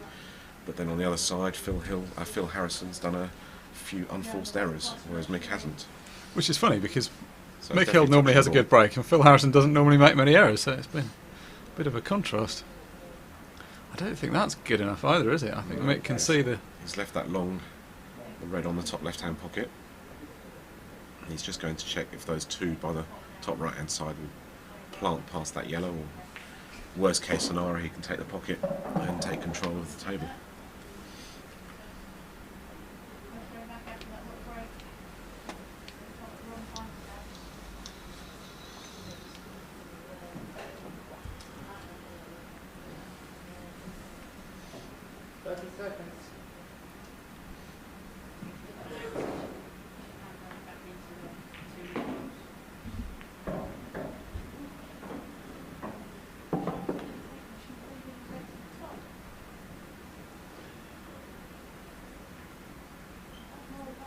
It's difficult to see what the situation is, those 2 reds at the top there. It does look like there's a gap for a plant to get past it, but at the same time he's got to make sure that once he does do that, the other red, the first red that he hits, he can still pot it if he goes for the clearance.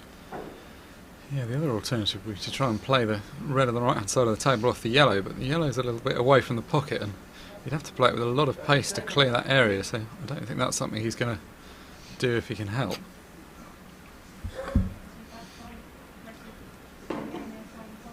He hit that thinner than he wanted to, which is why he's run out of position. Yeah, he wanted to come up the other side of that for the just drop the red in the middle. It's come between those 2 yellows.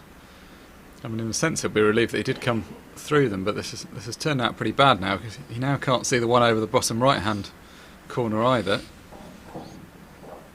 He's looking at the plant. He's actually got a good angle. It makes the plant a lot harder, but the angle he's coming in, it's natural for the first red to move up the table rather than being just behind it. Yeah, it might be one of those situations where you're forced him to take you on a more difficult shot, and it could work to his advantage. And he won't be too disappointed as long as the red stays in the pocket if it doesn't go in. The worst case scenario is it doesn't go in and it rattles out and gives Phil a chance to clear up. So a big shot here. Played it well. And this has turned out pretty well. The red's come down the table, that's in a nice position. That's the advantage playing that plant from where he was. So, not what he originally planned, but it has turned out to his advantage. Well, he looks a little disappointed, but not really much to be disappointed about. Look at where he'd need to be for the red. He may decide to leave that one till last because it obviously affords good position to the black. But equally, if he can get on it earlier, it may be wise to get it out of the way. He's got a few options here, hasn't he? Just whatever he feels most comfortable with. Taking the full allocation of time.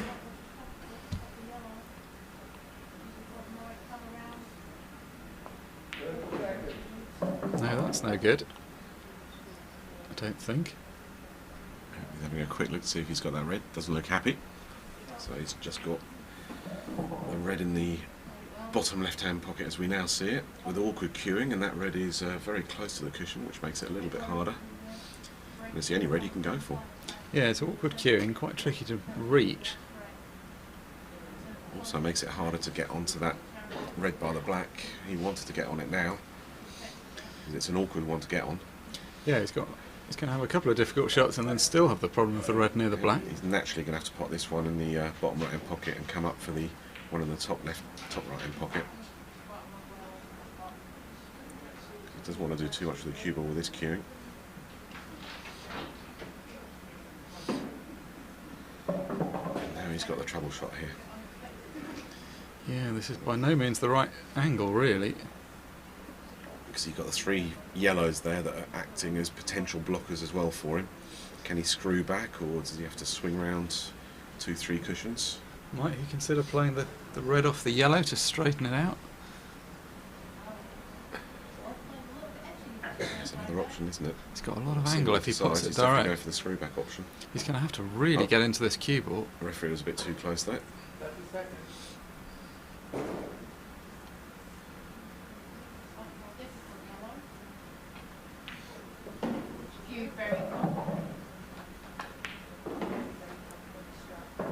Oh, how well to hit that. He'll take that.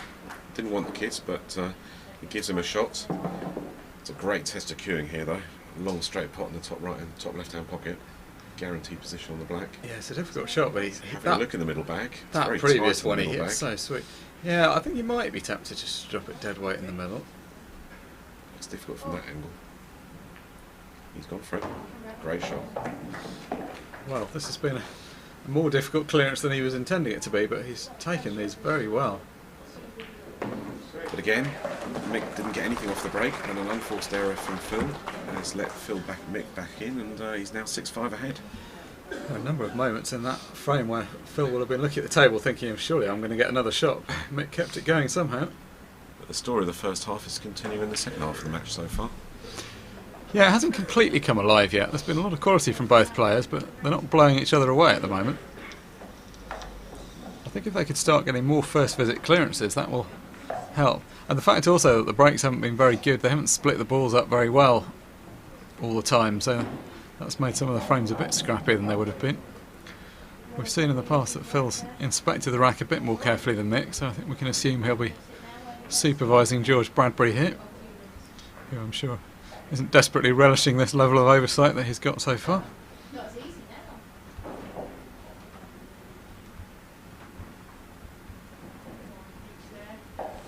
The table, of course, has been in use for a few days, so it tends to be that you get a few slight areas pressed down into it where the balls have been dropped on it lots of times. Yeah, there's no new cloth for this final. Yeah, and that's just a matter of practicality. We've been providing so much coverage on these two tables, there wasn't an available time when it could have been taken out of service to recover.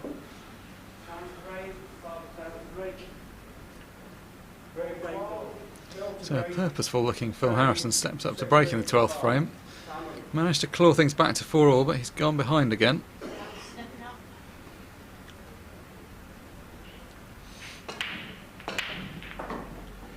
Again, Phil's potted a ball straight off the break. But there's a lot of a mess there on the right hand cushion as we see it there. Yeah, this could take a while to sort out. Mind you, I don't know that Phil will necessarily mind that. I mean, he'd rather play a quick attacking frame, but doesn't mind mixing it up like this. So he's potted a yellow. If he wants to be reds, which he may well do, he's going to have to pot this one in the centre. He has got an angle with that red towards the right hand side to pot it into the bottom right hand pocket as we see it and split into that bundle of 5, but there's no guarantees where the balls are going to land.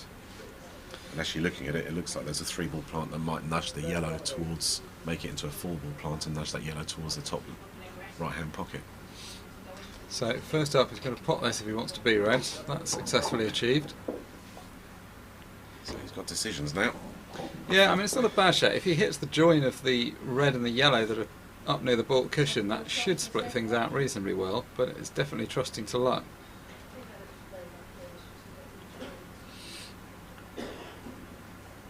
He's having a close look.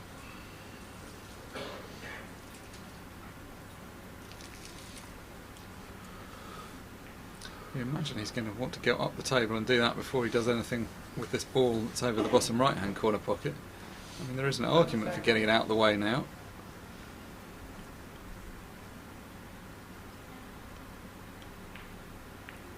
So decides that discretion is the better part of valour. A wise move at this stage, I would say. Yeah, and if he was going to play safe at any stage, it was a good thing to cover that pocket properly, because there was previously a gap that Mick could have squeezed a yellow round and that wouldn't have helped the situation at all. So Mick now with a bit to think about. What Mick needs to do is try and keep his balls in play, because he doesn't really want to give Phil time to start developing stuff at the top of the table. If any of Mick's balls were safe, Phil could effectively have a free shot at those reds up top.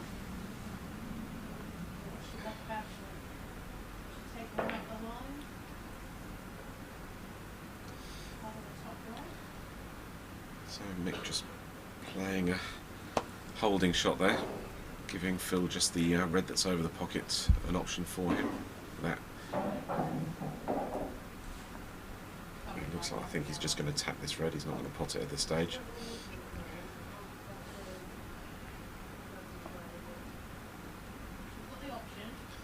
Well, I think we can safely say he's got that pocket covered. He's got that red about as far in as it goes. You can see a similar option here where he goes for the yellow and then leaves the white tight onto the black.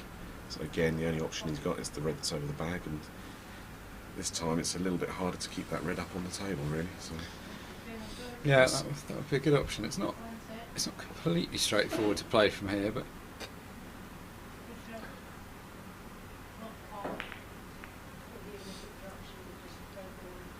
he's trying to get the top right-hand corner bag there rather than the middle pocket.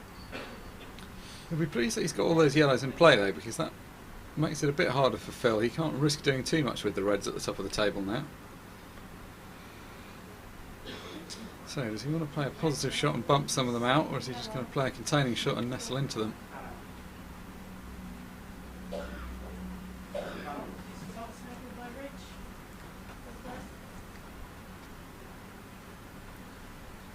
It's the first frame really in the match where we've had this kind of tactical battle where it should take a little while to resolve.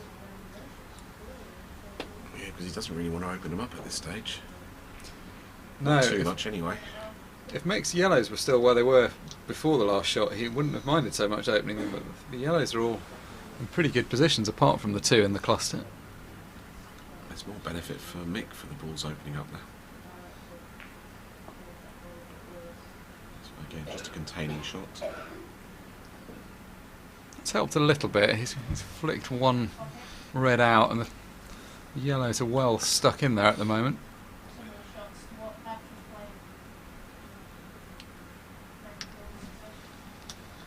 There's not too much Mick can do from this position. He can't get those yellows out even if he wanted to, and where they are he's not really going to want to just yet. He'd like to get one of those two yellows out, but it's very difficult because they're surrounded by the reds at the moment. So he's deciding just to tighten them up even more at this stage. Now does this top one go past? Can he get it over the corner pocket?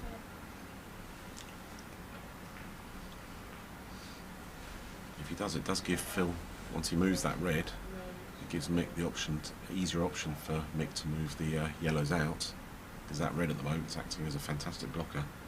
But one of them is going to have to do something, otherwise we'll go with a stalemate here for a while. Could play the loose red in bulk, of course, over the top right hand corner. Yeah, and as you say, it's just decision time really. Phil's 3 reds are acting as guardians of those 2 yellows. It just depends whether he's happy with that situation or whether he wants to change it.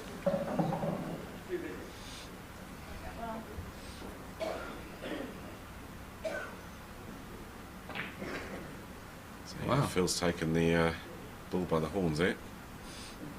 That's a great shot there. Covered the pocket. Tap of appreciation on the table from Mick Hill. I don't think he's very happy or he's very annoyed with the position he's left himself. Yeah, Mick doesn't look too happy there. He's got a few problem balls all of a sudden. 2 specifically. And all the reds are out in the open.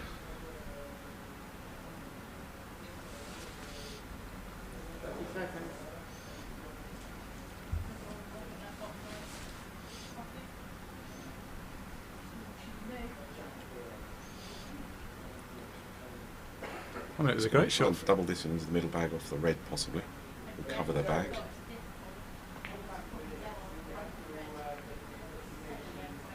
Yeah. Well, that's helped a little bit at least. It's given Phil a little bit of a complication. I mean, Phil's last shot was a great one because if you look at where the ball's finished up, if the ball he planted had dropped in, he'd have had a clearance on. So it's just really that one that Mick's just not slightly safe. That's the only difficult one. There's also the one above the black is a little bit protected. Also stopped any long potential safety battles as well, which neither player really want to get involved in. No. I mean, you see Phil Harrison is sort of almost indicating there are a couple of different options. He's not quite sure which way to go. So he's only got 25 seconds or so to make his mind up. He's just had the 30-second warning.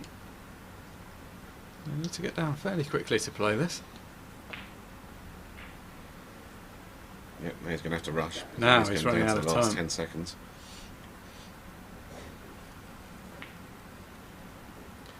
Which is probably why he missed it. He was rushed into that one a bit. You don't see many time fouls, do you? But it's a costly thing to Absolutely. do.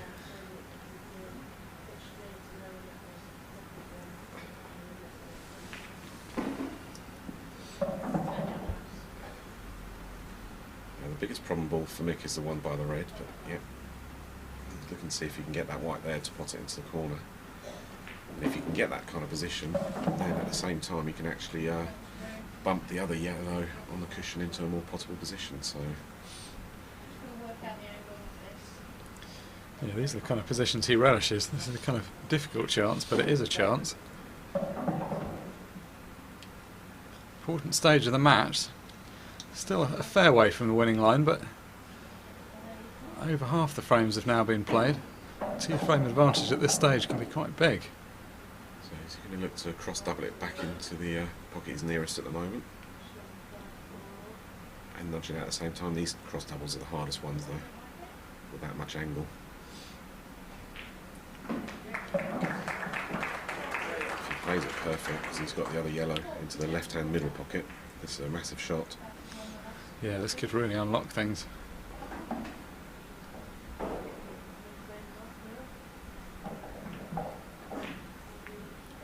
Nope, missed it. Even for a player as good as Mick Hill, that's a difficult shot. Yeah, they're the hardest doubles, those ones. Doubles like that into the middle pocket are pretty reliable, but into the corners, not so. At that angle, it makes that corner pocket very tight, and you can tell that it hit the cushion about 10 inches before the pocket. Yeah.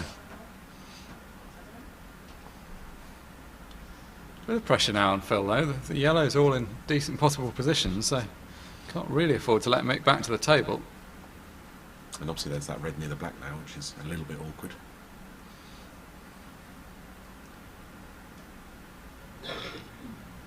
So 30-second called again. So under pressure time-wise as well. Yeah. And with plenty to think about.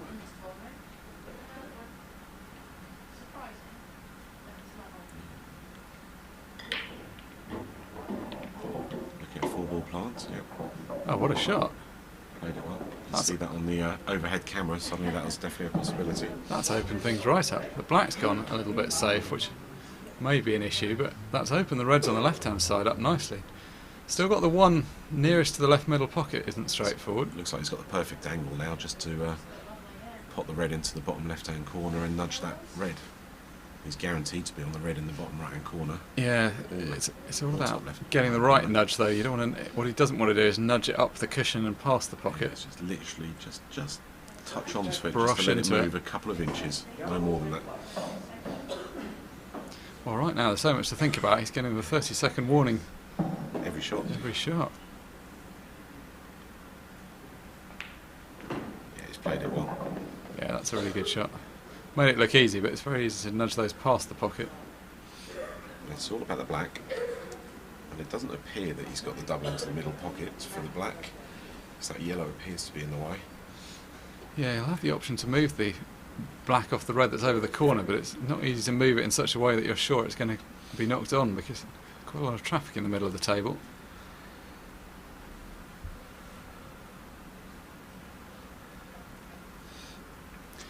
He doesn't really want to get to the situation where he clears up and leaves himself the black as a double to the corner, because that's by no means a certain shot. Yeah, and we're at the stage of the match that every unforced error is going to be crucial now as well. Oh, that nearly jumped out.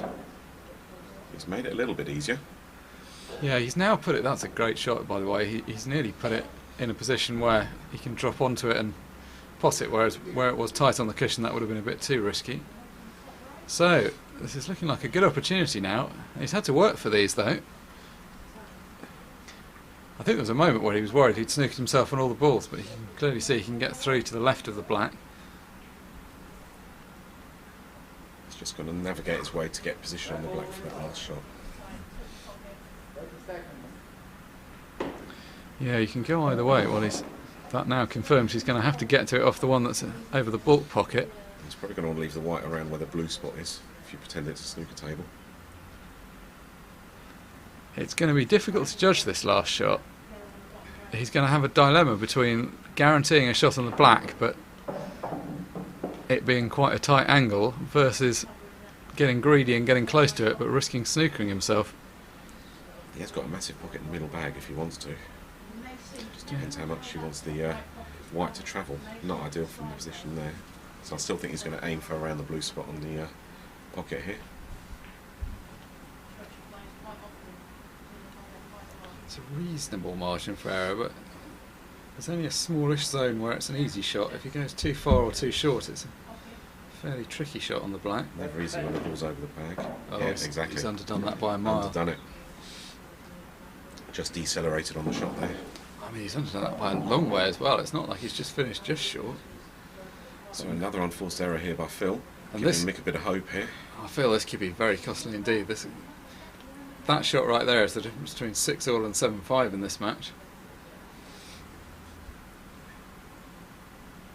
You sort of feel that Phil's had about 70% of the table time, and yet Mick looks like he's favoured to go 7-5 up at this stage. Oh, maybe he's not snookered. Can he clip this into the bottom left-hand pocket? Bit of stroke of luck if he can. No way, that's an incredible shot. Wow. That's so far from what he played for, it's unbelievable. On the first side, it's a fantastic shot to play. It is a fantastic, by which I mean he didn't play for it positionally, but he absolutely played to cut it in, and that was a Huge stroke fantastic of shot. fortune to have that shot from where he was. Well, that's made a big difference. 6-all now.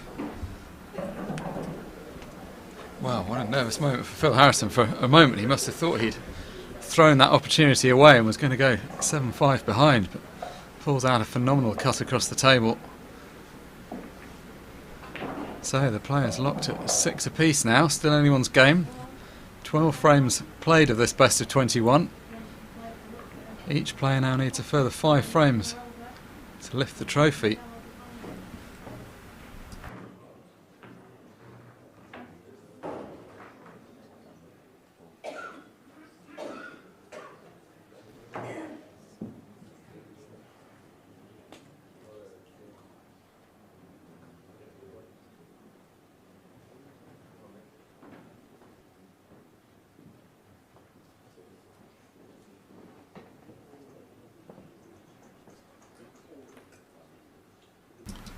So, will it be 7th time lucky for Mick Hill off the break? to actually pot a ball off the break and have a chance to look at his options. Well, I think I have to reflect that to have a day where he has 6 dry breaks or in offs and is still tied at 6 apiece, it's not really gone that badly. And finally, he's potted one. He's not going to. Oh, I thought for a moment he was going to flick off the black and going off, but it's turned out perfectly. And on the other table, Sharon James is currently 5 frames to 4 up against Barbara Taylor.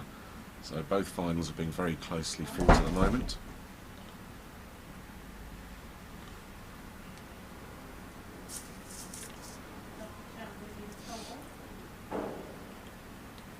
So Mick will be relieved he's actually got a chance here now.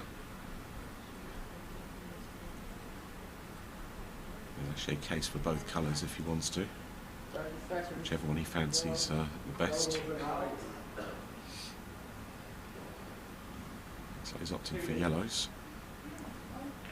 So he's going to want to get onto that yellow behind the black last, because it's the best ball then to get onto the black as well.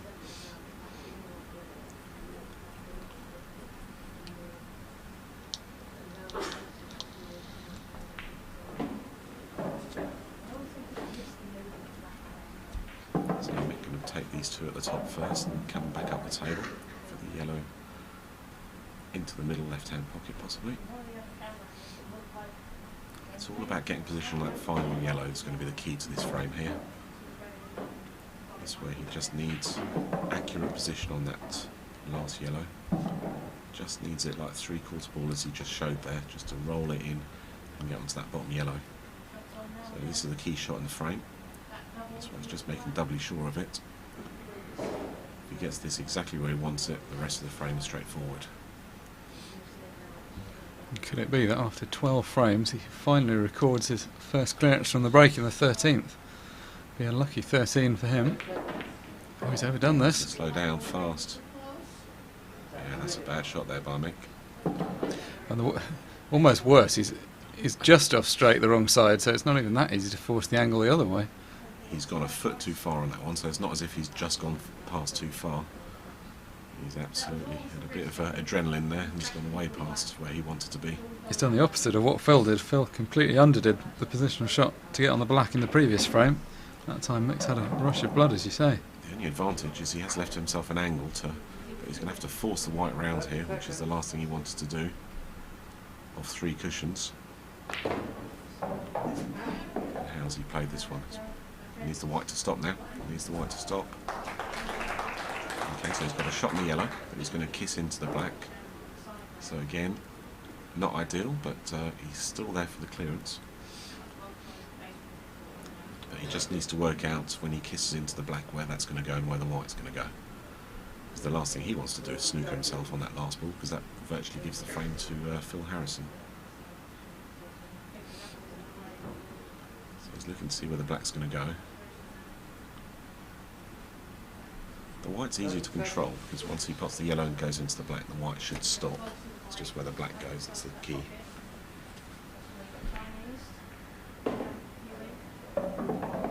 That's a good shot actually, because he's got options here. He can cut it into both middle pockets.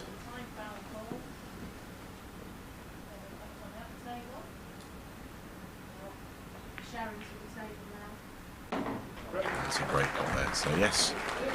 So finally Mick pots a ball off the break and records his first break and dish as a result of it. Yeah, it shows how dangerous he is when he does put off the break. That's what's missing so far. Doesn't matter if you play a shot like that.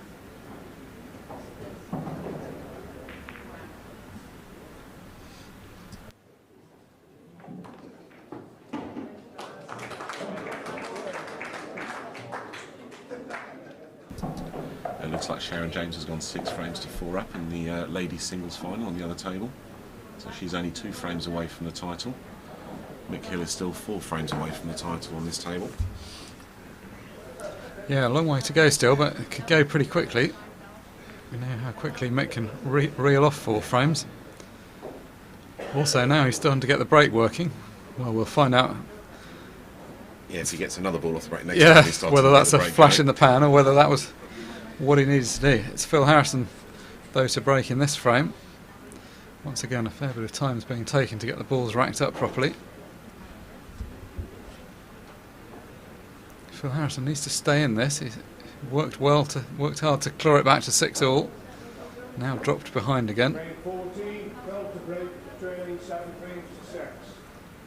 Time loaded. So, how's his luck on the break?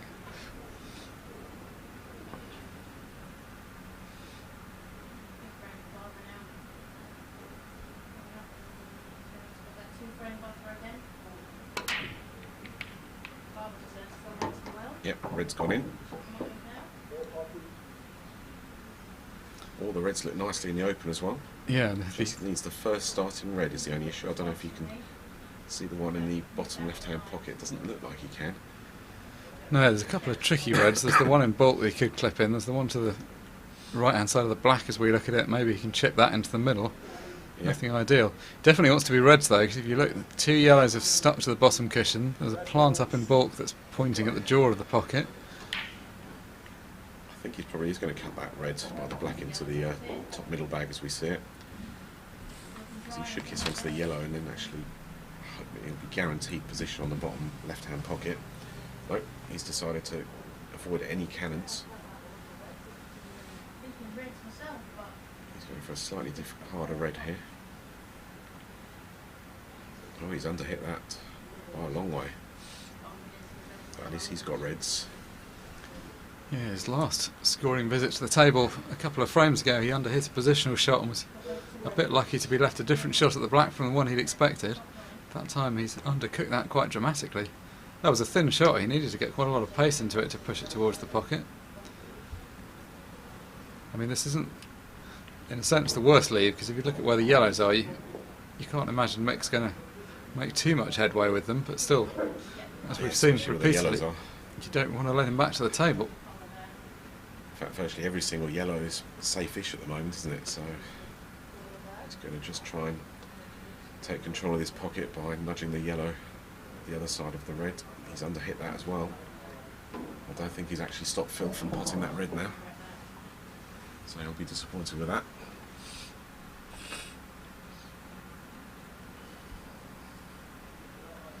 So another important frame. I guess they're all important as we approach the winning line, but these even numbered frames, the ones that decide between, in this case, 8-6 and 7-all, always sounds like a big difference.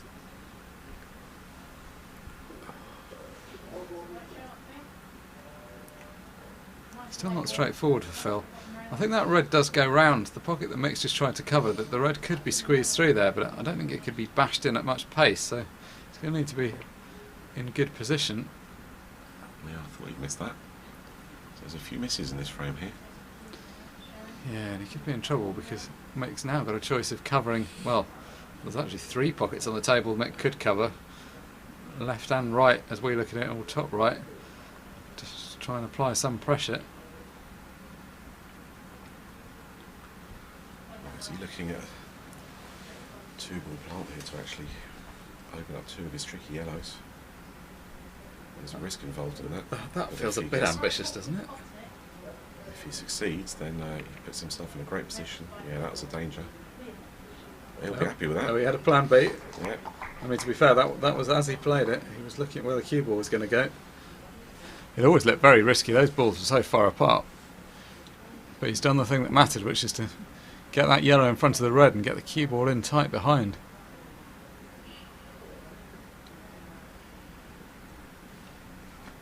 Will Phil choose to come out, or will he choose just to touch up behind this yellow?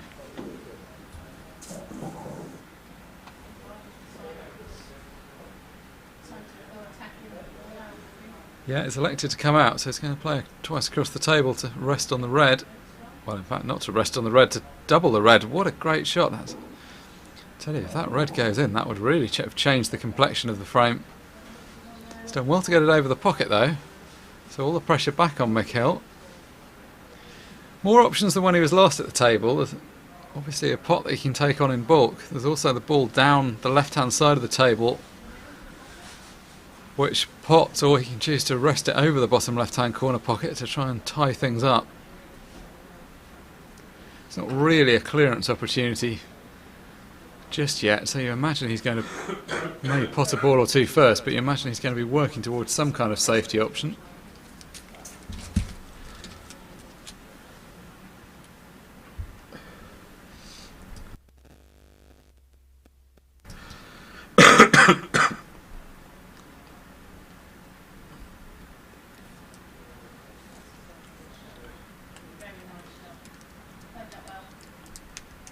So, does he decide now to drop this yellow down, get the bottom left covered?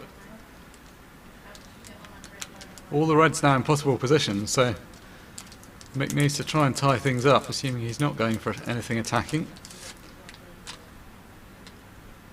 Just see the senior referee, John Hope, in the front row of the audience in the background, the man responsible for overseeing all the officials this week. Speaking of officials, one standing in front of the camera at the moment, which is why we can't quite see the table. Good shot by Mick there. We'll probably change camera angle to get a better view, get the front angle here.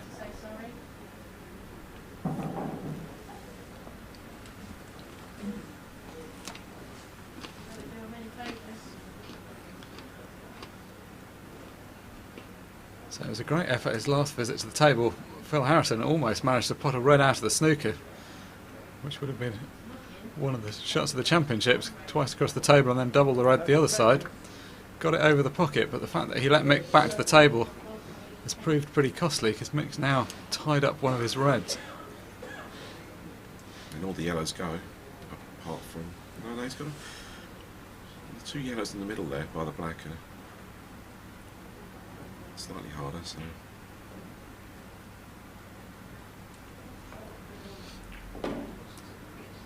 So we'll see what Phil's plan is to move that red that's by the yellow in the pocket. That's the key for the frame for him. Yeah, and he's been repeatedly taking his full time allocation. There's been a lot to think about. Seen the referee tapping the table on most shots to warn him that he's got to 30 seconds. There's a lot of different options here, but none of them, it has to be said, are entirely perfect.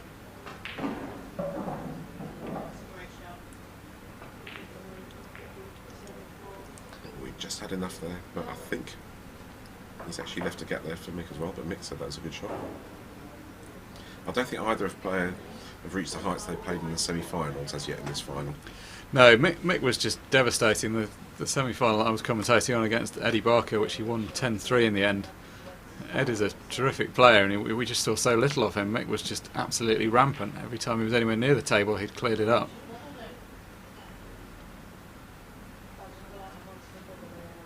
It's really been a lack of opportunities. I mean, Mick has taken out a few quite good-looking finishes, but he just hasn't been in first very often. You would have thought there'd only be 2 breaking dishes after 13 frames, or 14 frames even. Incredible. And not in fairness to the players because of missing or a lack of quality, it's just the balls haven't really cooperated. If they were to be critical, it's been the break. Mick He's running out of time. Running out of time in a big way. Well, it's kind of okay. He's played a containing shot of a fashion, at least. I think he did it just in time. Yeah, you don't very He was often see definitely that. approaching that 60-second away. He suddenly ran to play that shot. You don't see that very often generally, and you definitely don't see it very often from Mick, who's one of the quickest players out there normally.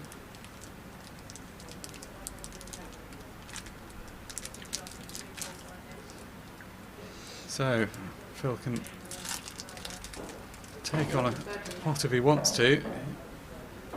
Plant, of course, bottom left, or we can try and clip this one into the middle. Goes for, well, what was attempted to be a safety shot. It's not actually turned out too well, because Mick can now cut this ball along the bottom cushion. And Phil's still got that red on the right-hand cushion, which is safe. Yeah, I mean, if it goes in, Mick's well away, and if it doesn't go in, Phil's still got the difficult ball, so that shot not really turning out quite right. Just taking a time out again. Sharon James just playing a shot on the neighbouring table, as we can see.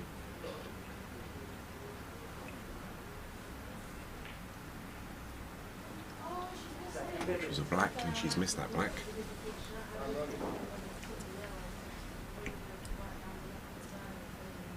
30 seconds. 2 shots. That's quite a bad miss. So he's missed this, but he has got it near the pocket. And has he got a snooker as well? Not quite. This position starting to close in on Phil Harrison though. You can see the red on the right hand side. Potentially, can he play a cross double? But does that even help? He's still got the problem of the red on the right side cushion. That's the main problem at the moment. You can see that Phil Harrison was shaking his head in disgust there that he allowed Mick to move that troublesome yellow out. It's the last thing he wanted to happen. 30 seconds.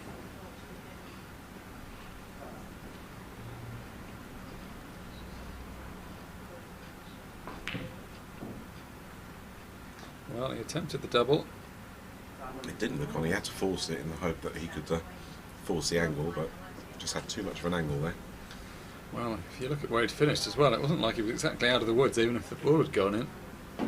So Mick Hill has stayed patient in this frame and he's engineered himself an opening. But there's a fair bit of work for Mick to do as well here.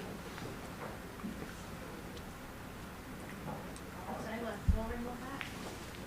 Big chance. I didn't think she was that good. Not very words, to be honest. Now I don't know. That's a ruling in the sentencing. Still a few things for Mick to think about.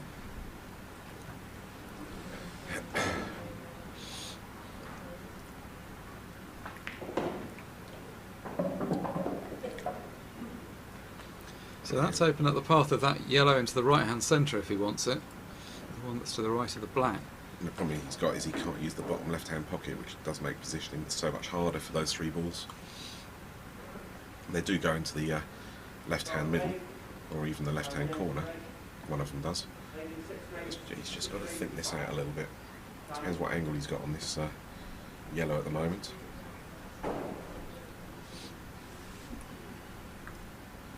He's having a good look here though.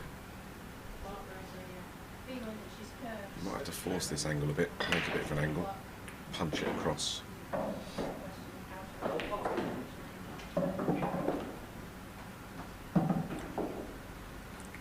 let's go for this one in the bottom right hand corner. Can he hold for the one next to the black in the middle? It looks like he's got quite a lot of angle on this. Well, you could kiss at the cushion and then kiss the red to hold it, but then obviously you've got to make sure that you can get onto the top yellow as well after that shot. God sets are nice. I like yellows there. Is he looking just to screw it across? Looks like he's going for that option here. He's played that well. Yeah, for a moment it looked like he'd come too far, but the cue ball just pulled up in time. That's a good shot. I think he's got the angle to screw over onto the side cushion and up for the yellow in bulk. Or maybe just be able to roll it in and roll up the table. Still going to have to come back for the black, of course, but as long as he gets nicely on the red and on the yellow and bulk, that shouldn't be a problem.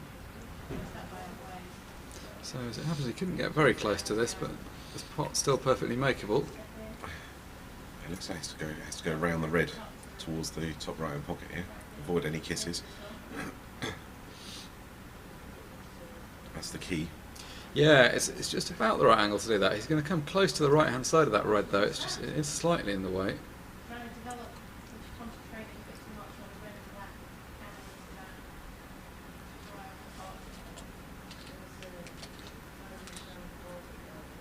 and that. No, that was it. That was the problem ball. I think that's a total snooker he's left himself in now. He had that full ball in the end, so it wasn't even close. I'm not sure he had the speed even if he did avoid it. It seemed to be really soft. Yeah, I think he played it slowly to try and make the angle, but I think he just decelerated on the shot on that one, which messed up the angle as well. so this is pretty much do or die. He can come off one cushion and try and knock the black into the middle pocket, but if he doesn't, he's going to leave the balls pretty open. Yeah, he's got the middle of the top right hand pocket as we see it.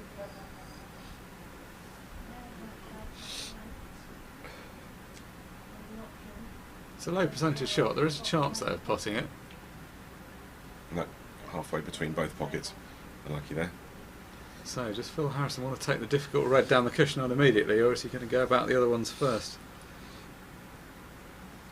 Or indeed, will he choose to play a safety? He could sneak a mick, but he could be a bit reluctant with the black near the pocket.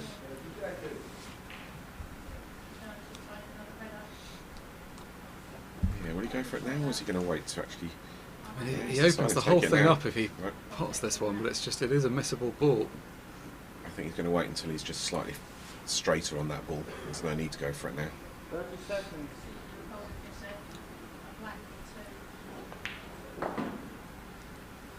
So now he's going to try and drop right behind it. He's not going to try and move it into a better position. No, if he just bounces the white just gently on and off the side cushion, that would be perfect. Yeah, about a centimetre off the cushion would be ideal for him. That'll do. Well, we'll give him 3 centimetres, that's not far off. Because the other two are straightforward. He's got to do nothing with the white ball here. Yeah, this would be a difficult shot if he had to force it for position, but the fact he can play at pocket weight makes it considerably easier. Yeah, 7-all beckons. I think that will be a fair reflection of the play we've seen so far. I think both players in a sensible think, how am I not further up than this? But Absolutely, but overall I think probably, neither of them really have earned the right yet to have a big lead in this final. no. Some straightforward shots here. Yeah, just got to screw up the table for the black. We saw him quit on a screw shot earlier, but this is much easier. He's got a lot more space to play with.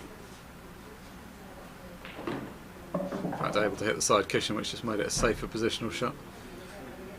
So the simple black down for Phil Harrison. He now levels things up at 7 apiece. Mick will be hoping to be able to get a ball off the break for the second time running.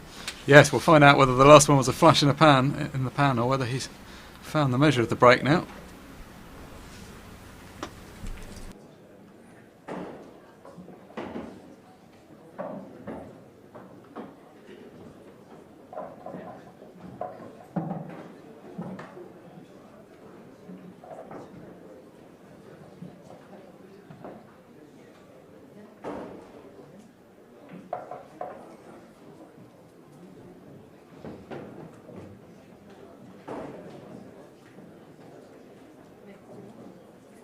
Keep it down, please, ladies and gents. Thank you. 30 seconds.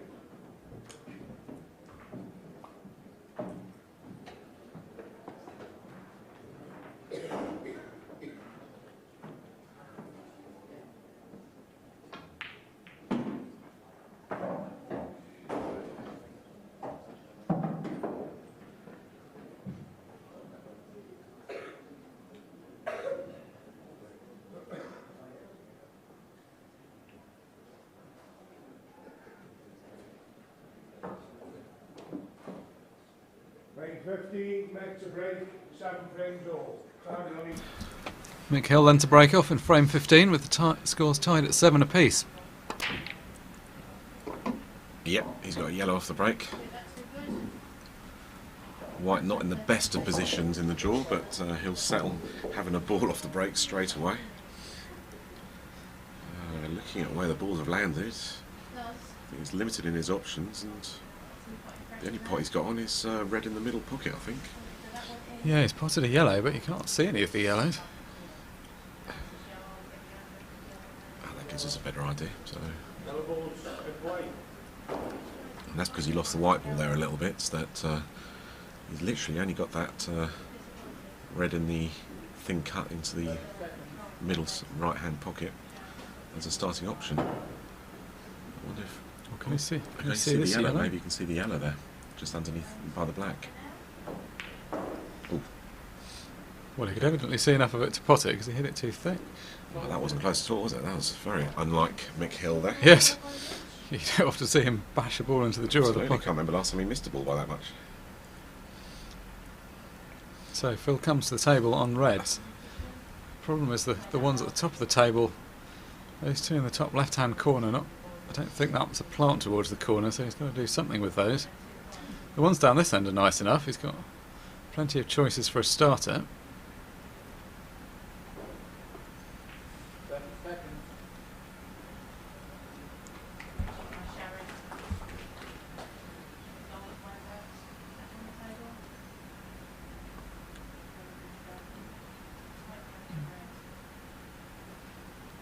Phil Harrison always a model of consistency. His record in recent UK tours has been exemplary.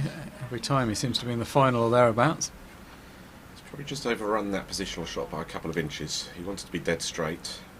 He's unfortunately now going to sort of lose the white a little bit because he wanted to. Well, it looks like he might be looking to hit the red off the other reds to open them up.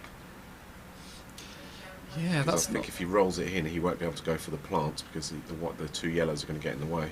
Those reds aren't brilliantly placed. He's going to need a very thin, glancing 30 seconds. clip on them. It's very easy to mess this up.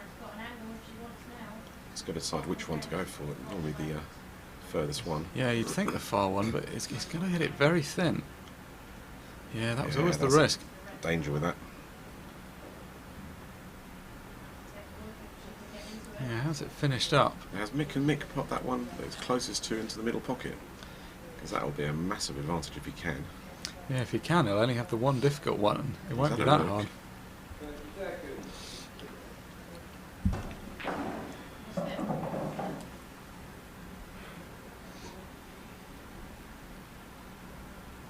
Difficult shot.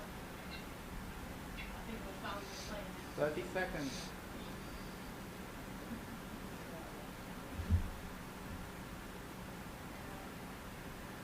There's so many years.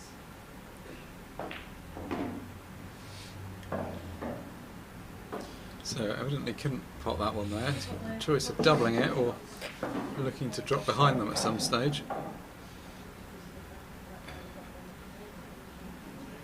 It's great with hindsight, but I think possibly Phil should have just gone for the normal pot because he still had other options down the table to then go back up for those two slightly trickier ones. Yeah, I must say I didn't like that. Often playing one ball off another to open a pocket is the way to go, but there it wasn't really right there, I don't think. But it is one of those shots, if you play it and it works, it's the right Yeah, shot. everyone says And you're if a it genius. doesn't, then hindsight, it's the wrong shot. Yeah, it's very easy for us to sit here saying we didn't think that was a good idea. The options were a little bit limited. So Mick thinks this one does pot in the middle, so he's played across for it. Behind the black. It must have potted when he was on it beforehand. Yeah, maybe it was just too close. He was looking at the one that's nearer the cushion, but I would assume he's going to take the outside one. If he can take the inside one, that would be even better, but that looks a very tight angle. Yeah, I think he is going for the inside one. That's a great shot. Well, that's opened the whole thing up suddenly.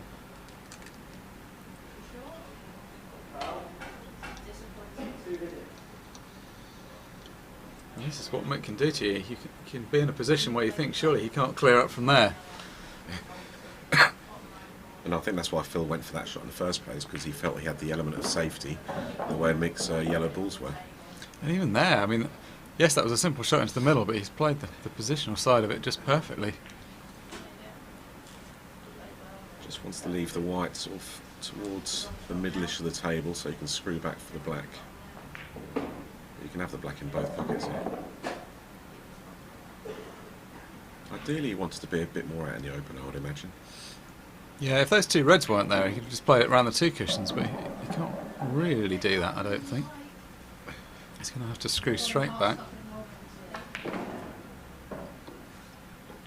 Well, that'll work. He was happy with that kiss. Wasn't planning it that way, but he won't be complaining.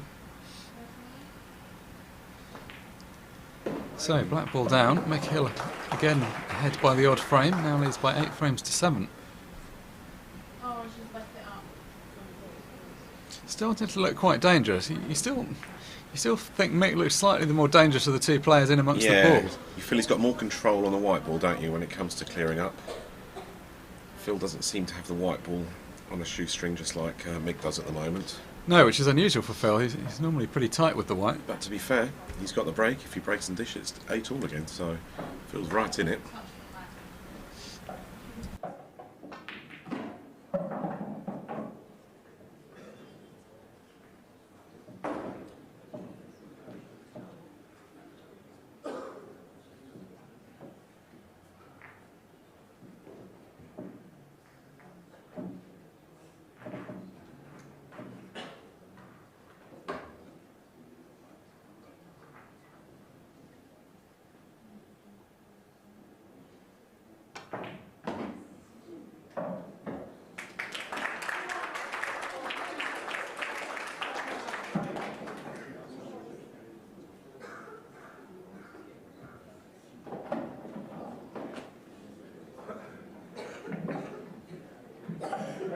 16, Phil to break, trailing 8 frames to 7. Time running. So, having slipped behind again by the odd frame, it's Phil Harrison to break in frame 16, trailing by 7 frames to 8.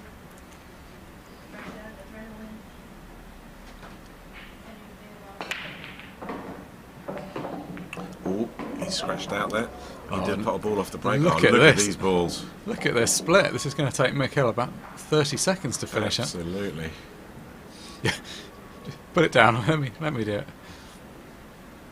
1 person perfect table, time running. Mick couldn't have asked for a better table here. That's There's ridiculous. an argument to go for either colour here, to be This is fair. like a practice position. I think it just take Yeah. the reds because there's just no traffic in the way here, so. But the yellows is just as easy, to be fair. Whilst this is generally famous last words to do this kind of thing, I cannot see any way he doesn't clear it from him. Yep. You can chalk the win on this frame already, Yes. if I were you. And that's heartbreaking for Phil. He knows these would have been his. If that cue ball is pretty much anywhere on the table, he clears it. But that's the nature of it. You've got to keep the cue ball on the table.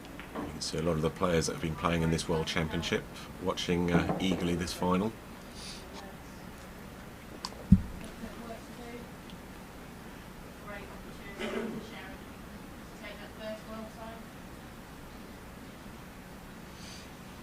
Yeah, lots of support, of course, for both of these players. They've both been around a long time, so got lots of friends in the pool community.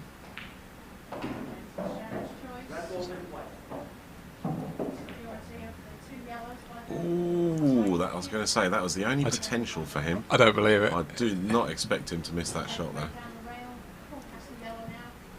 I think he just thought he couldn't miss it. Yeah, He's actually been pretty fortunate. If he snookered Phil off the ball on top right. I think he can see that one. The front shot will give us an idea. It's very close. I think with a touch of side, he'll be able to get to it. I don't know, I think it is. I think it is going to be with a fabulous side, though. Oh, wow. The last couple of frames, that's Mick missing a couple of balls now, which we haven't seen in the previous frames. Yeah, so you see, he's having to swerve around this He is. ball. Oh, has he done too much? No, it's He's okay. played it well. Well, we said these could have been Phil's if he'd potted off the break. These could still be Phil's. Well, Phil can owe me afterwards for putting the commentator's curse on Mick Hill there. Those looked absolutely unmissable. Given some of the clearances he's taken, which have been so much more difficult. I do apologise to Mick Hill fans for having said that we can chalk the win on this one. Giving them the curse on that one. But again, there's very little work to be done on here. No, just got to keep his concentration and roll this one in, then he'll have the other one automatically into the opposite corner. Just got to give himself an angle for the yellow that's on the right-hand cushion near the bottom to come across to put the other yellow in the same pocket. He actually doesn't look very comfortable with this shot. I think he's worried the white might run away onto the side cushion, but should still be fine. Yeah, he'll be fine whichever way.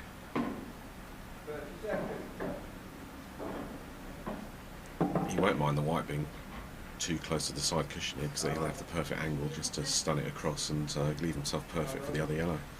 Ideally, I don't know. He probably just doesn't want to be straight here because if he's straight, that, as you can see, that yellow doesn't go into any of the left-hand pockets. Yeah, I think he also wants to try and get close to the one that's on the right-hand side. If he's got any angle and can screw down the table, this should be pretty simple.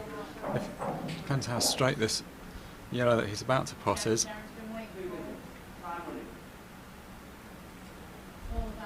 30 seconds.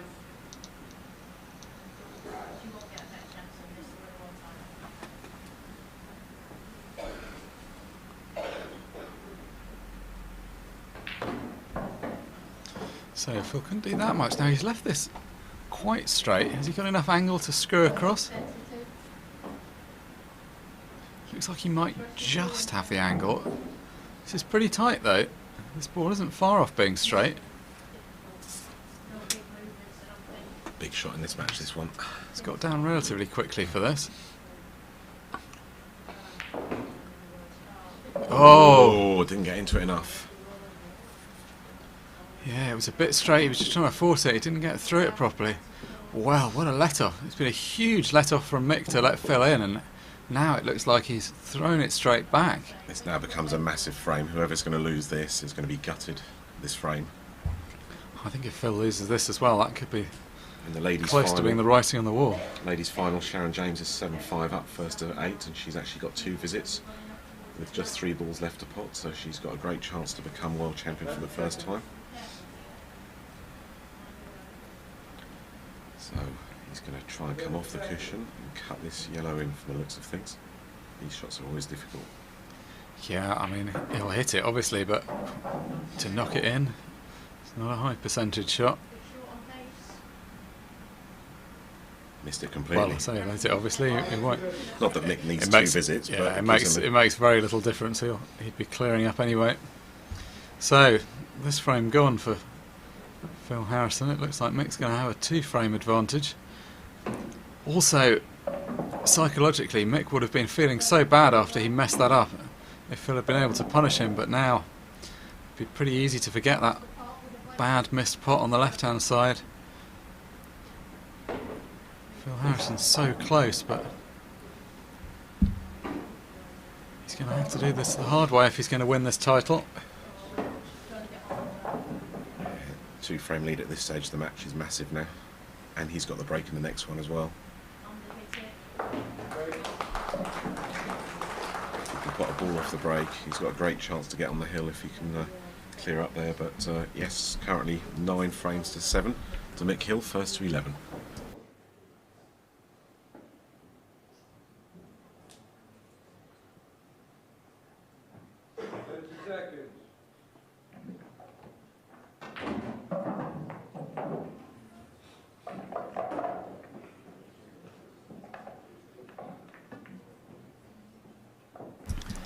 And over the other side of the arena, Sharon James leading by 7 frames to 5 in the race to 8 in the ladies' final.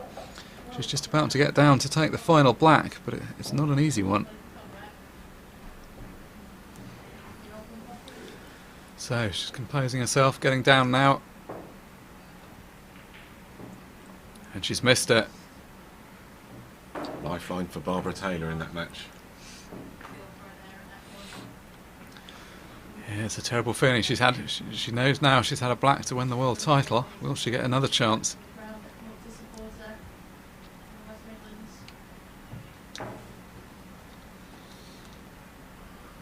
So George trying to set the pack up nice and tight for Mick Hill.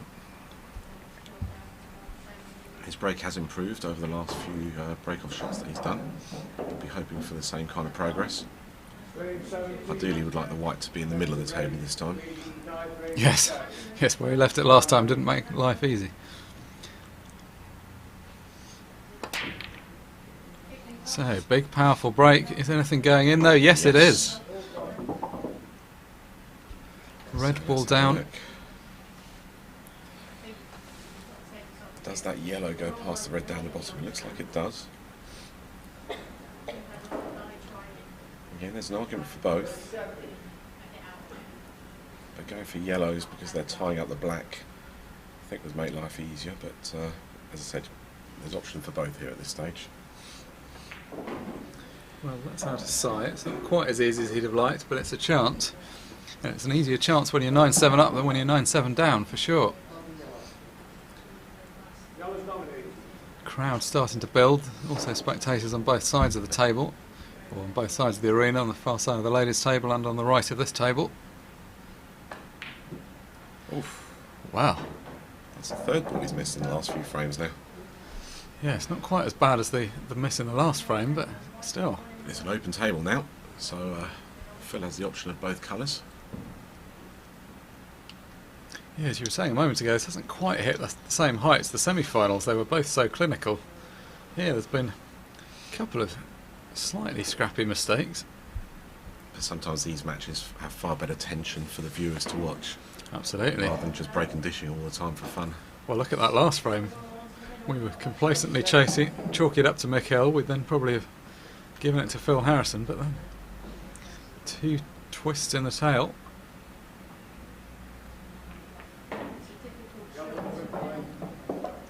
So, of course, Mick going for yellows when he hadn't potted a yellow off the break, so Phil came to an open table. And this is a frame he absolutely must win. If he lets Mick get to 10 while he's still back on 7, that's going to be too much to do, you'd have to feel. Whereas if he wins this one, back at 9-8, it's still anyone's game again. When your opponent still needs 2 for victory, you at least feel like you've got a little bit of breathing space. 30 seconds. Well, he's wearing out the carpet around the table. He's been round to look at this from every angle. Still doesn't really like it. Asking a question about There's those 2 yellows around the black. He just needs to get perfect position on those. Work out the order he's going to put these yellows. So again, using up the time. Only a few seconds left. Got to get this shot played.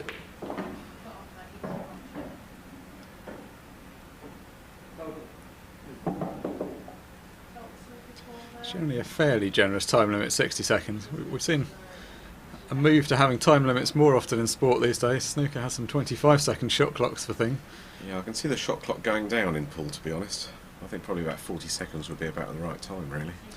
Pool is there's sometimes a bit more to think about. Snooker, not to suggest that snooker is an easier game in any way, but it tends to have patterns that repeat more often, whereas pool, there can sometimes be individual things to think about.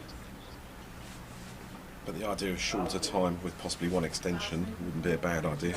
No, as long as you have an extension, it just becomes a little bit difficult sometimes to monitor. You need somebody to do the timekeeping, which is fine for major finals like this, but a bit laborious in something like a county match. I think that yellow to the left of the black flies into the top left-hand pocket. So all these balls do go in, it's just getting the perfect position. It looks like he's just underscrewed that one slightly, so he's already got a minor problem here.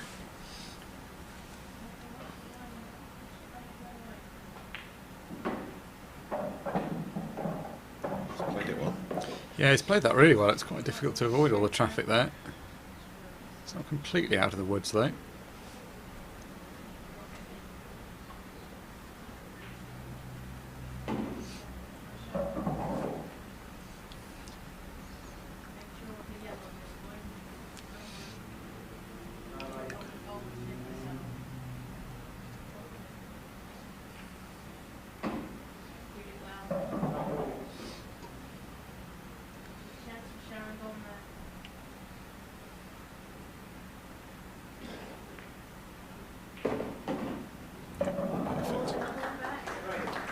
Shot just to screw it back a bit, leaving the other yellow into the right-hand middle pocket.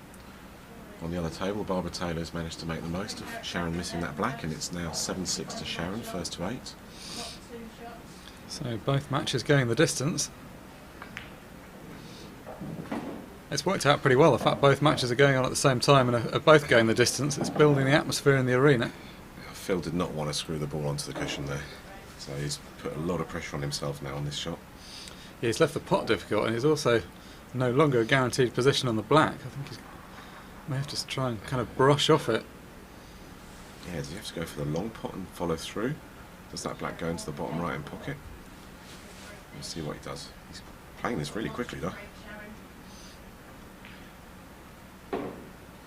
Oh, good shot, but has he slipped behind that red? I think he can just see it. Yeah, but Oh, he'll definitely be does see relieved. it. Yeah, it's a thin clip, but it's one that shouldn't be a problem. The white's flying around, but isn't going anywhere near a pocket.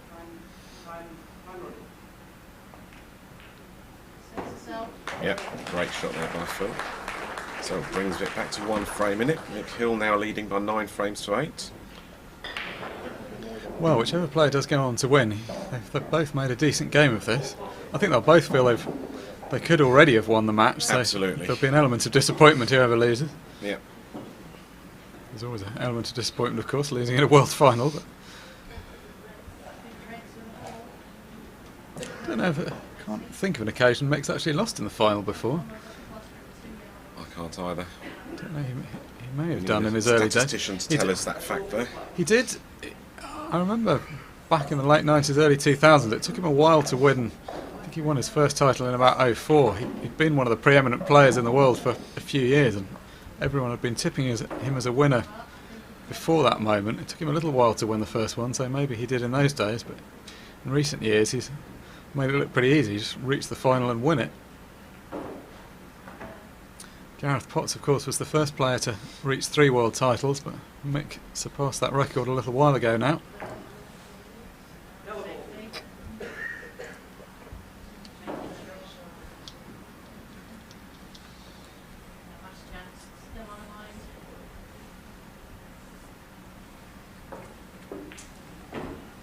Phil Harrison then to break in frame 18. Still trailing by 1 frame, but it could be worse. He's clawed 1 back. He's now only 8-9 behind.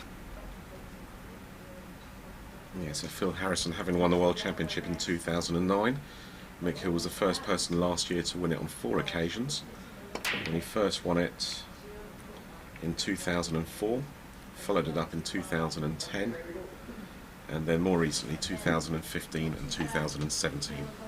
So he's also looking to win it 3 times in 4 years, which is some record. It's been a pretty good record. He had a couple of years away from the tournament. He was off playing American pool and some other things, but he's come back in a big way recently, which I'm not sure will be that welcome for the other players. It's now rather narrowed the field of potential winners. But on top of that, he has actually made the final on 2 other occasions, because he lost to Gareth Potts in 2007 and lost to Phil Harrison. So this is the 3rd time they're meeting in the finals. In 2009, the only time Phil Harrison won it was when he beat Mick Hill in the final. So this is now Mick's 7th world final, which is comfortably a record. It's been impressive longevity. Now, has Mick gone in off it? No, the cue ball's pulled up in time. That will be a relief. That could have turned out calamitously badly if that had gone in.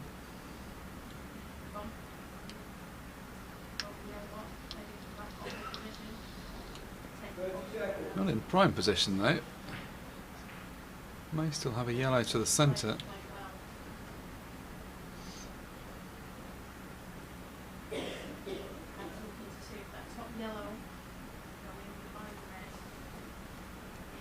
Seconds.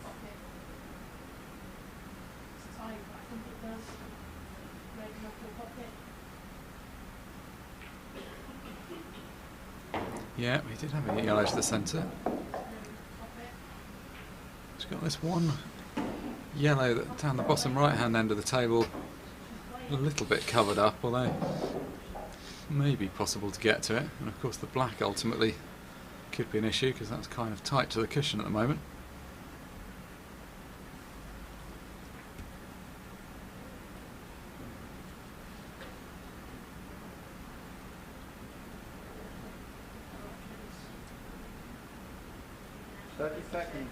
A relatively comfortable run to the final.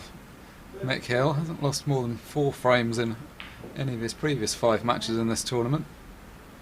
Beat Danny Davies 8-4 in the last 64. Paul Clack of Australia 8-2 in the last 32. David McQuillan of Ireland 8-4 in the last 16.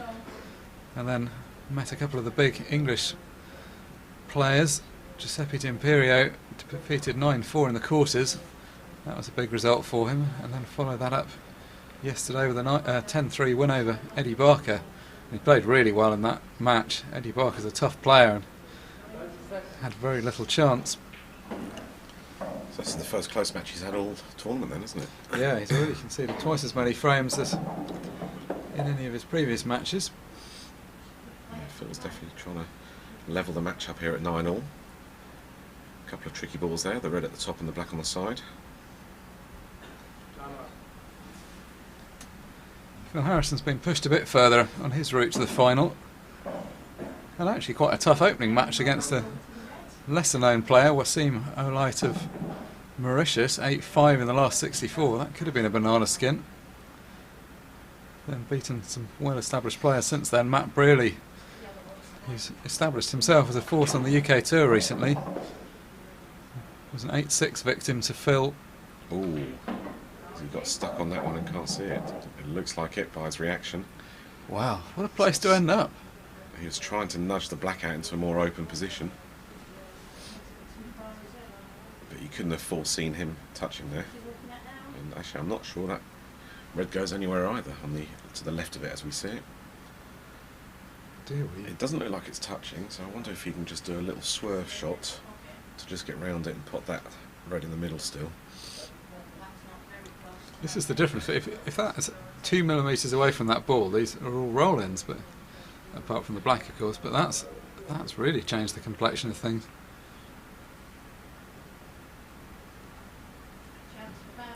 So, what's he going to do? Is he going to have to bend it, or can he just borrow a bit of the pocket? Oh, he It could. does go.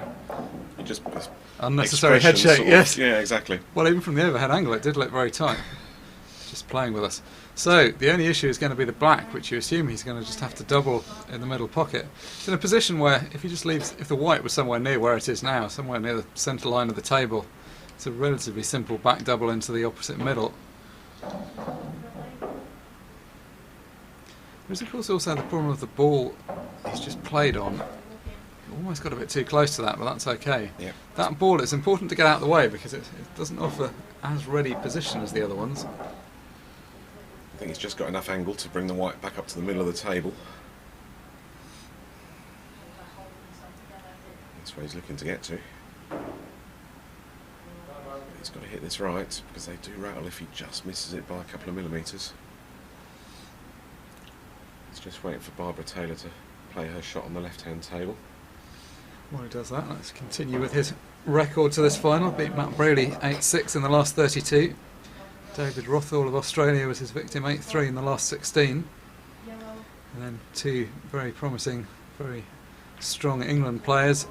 Oh, as he's jawed it. Instead, a couple of millimetres and it stayed up. So, opportunity for Mick Hill. Work to be done here though.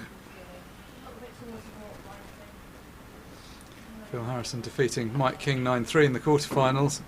And Josh Kane, last year's Masters champion, 10-5 in the semi-finals. So both of these players have played some decent opposition, as you'd expect en route to this final. But this match was always the final that everyone was looking forward to, the number 1 and number 2 seeds. I wouldn't say it's disappointed, it's been a very entertaining final. It perhaps hasn't hit quite the heights that it might have done so far. Oh, good effort from Mick Hill. I think that's actually landed That may be worse even though. harder now. Yeah, Probably the safest place on the table, that it black. was okay as a double before, but it's not okay, I don't think now. Does it drop in the middle? He's just having a hard look. It doesn't look like it from this angle. And it's not like that's the only problem either, because he's still got this yellow on the right hand side of the table near the baulk line that he's got to do something with. So now this isn't so straightforward. Well, in the ladies' final, we've got a one-frame shootout. They're Hill at 7 each. So Barbara's come back well after Sharon had a black to win it 8-5. And how heartbreaking would that be to miss a black for the world title? Will she get another chance? She held herself together very well in the decider of the semi-final, so no stranger to pressure, but if there was a lot of pressure on that, there's even more pressure on this.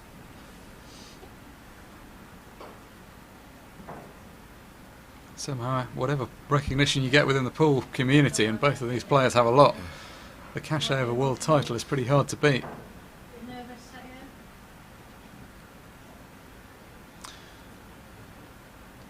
He's going to have to work out what to do with the black here.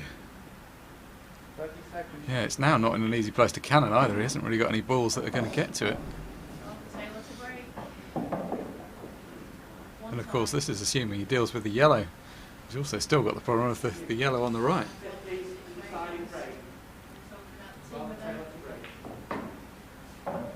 He's got a good position there.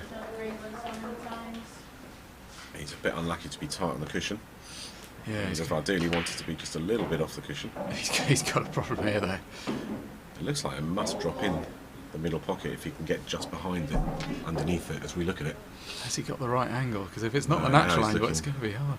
If he goes down the cushion the way he's looking, he needs that white to be tight on the cushion as well. Oh yeah, it does look like it might drop in, although it's incredibly tight, isn't it? He wants to be tight on the cushion. It's not too bad. It's made it a little bit harder. If he was touching the cushion, it would be a far simpler shot. But the way the reds are lying, Well, he's down to play it quickly. it's close. Oh, that's Great a shot. class shot from Mick Hill. That's a difficult pot. It doesn't come much harder than that. Puts him one frame away with 3 to play, and he's actually got the break in 2 of those. So he suddenly becomes massive favourite now to become world champion for the 5th time.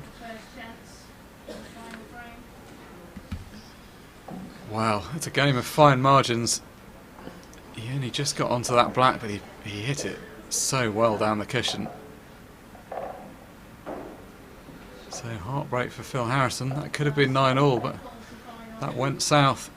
It's now 10-8 to Mick Hill, and he only needs one of the next 3 frames. Can anyone stop him from this position? Phil Harrison's done it once, as we've just learnt in a final back in 2009. That was a long time ago, though. Mick Hill did it once last year, so it's a decider in effect in the best of 3 for them in finals.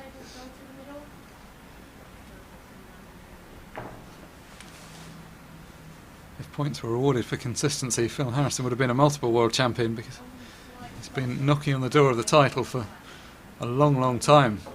He was a strong contender for years and years before he finally won it, and ever since he won it, he's been back in the final, he's been in the semis, he's been in the quarters. He's desperate to win it a second time, because I think to really be called a great in the world of pool, you do need to win it that second time to be a multiple world champion.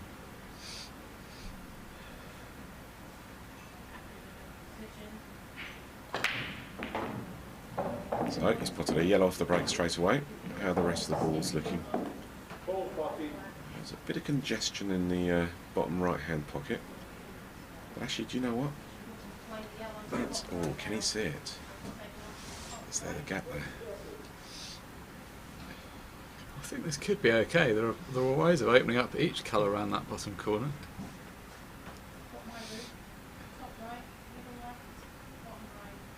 I think ideally he wanted reds, but yeah, we'll have to see what he decides to do. As you said, there are options to open the balls up there, but both fraught with danger as well. Yeah, this is by no means a certain clearance, but then this is 10-8 of the World Final. We'd like a bit of tension. The players wouldn't, but the crowd are certainly enjoying it.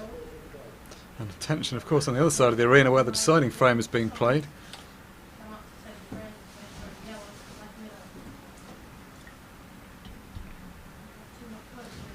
he's missed the first shot there. So he's potted a red off the break. That means he is on reds. So gives Phil Harrison the option of what to do with the yellows.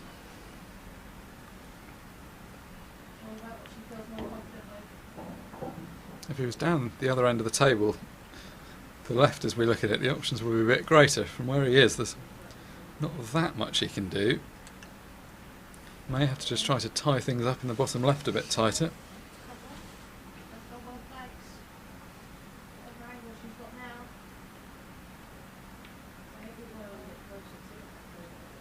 Played that well.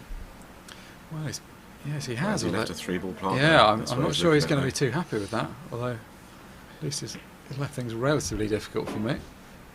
The 3-ball plant, of course, not a certainty. I think it's a certainty to pot the red, but would have to control what happened to the other red. And on the ladies' table, Barbara Taylor is 1 yellow and a black away from becoming world champion for the first time.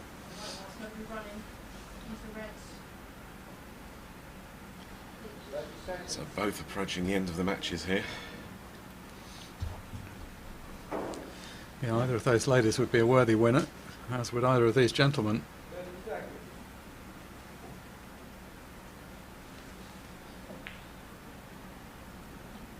So Mick's going for it here. So this is the frame he needs to win the world title. He's going to go for it. The first of his 3 opportunities potentially. If he can see this red. Barbara did pop that yellow, but she went in off, so now Sharon's got 2 visits with 5 reds and the black left to become world champion herself. Oh, great shot from Great Mick. shot from Mick. So, all the balls are here. Mick knows that this could be his chance. He's got 3 chances potentially, but much better to do it with the first one. This is such a good chance. There's no danger balls at all. This is a They're just all gilt-edged roll-ins. opportunity for a 5th world title for Mick Hill. All roll-ins. All the yellows are in the bottom right-hand corner. Nicely out of the way. I think Mick's deserved it. If he does win here, he's made less unforced errors than Phil Yeah, overall. he's just had a bit more, hasn't he? Phil had his chances, but didn't completely capitalise every time, whereas Mick's made a couple of unforced errors, but on the whole, he's been the stronger player amongst the balls. And now cements his place as one of the greatest, if not the greatest of all time. Absolutely. 5-time world champion once this black goes in. And the black's down and he's done it. Mick Hill wins a record 5th world title. Warm congratulations from his opponent and good friend Phil Harrison. Acknowledges the crowd. What a great performance. Didn't do it the easy way, he didn't have the brake working as he'd have wanted, but held himself together. And a very enjoyable final, if not the fast-packed action we'd perhaps expected. Commiserations to Phil Harrison. He's played a massive part in this tournament, as he always does, and he's played a massive part in this final. But every congratulations to Mick Hill.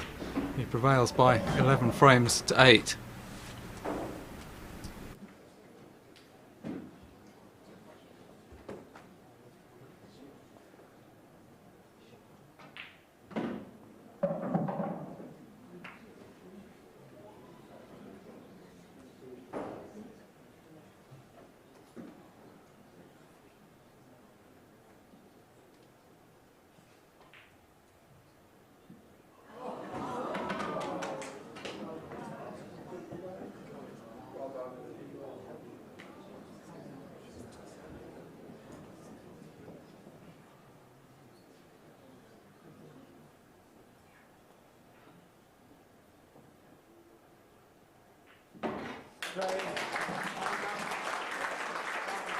He's now into final the ladies section, and the deciding crane win for your 2018 ladies individual champion from England, Barbara Taylor. And commiserations to Sharon James, also of England.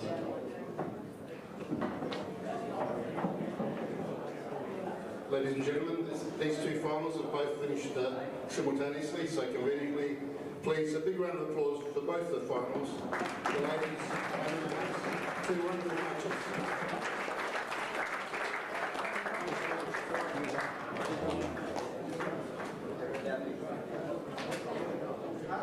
And now, I'd just like to present the winner and the ladies champion for 2018. She's been trying for a few years, Barbara Taylor.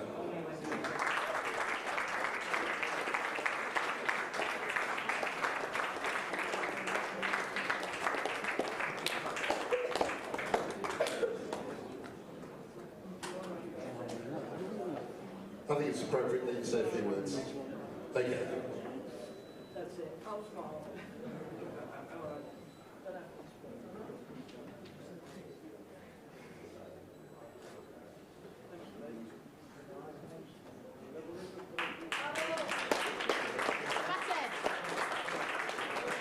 And I know Mike Perkins has already announced it, but please, one more time for Sandra James. Wonderful effort. We're very much happy with that.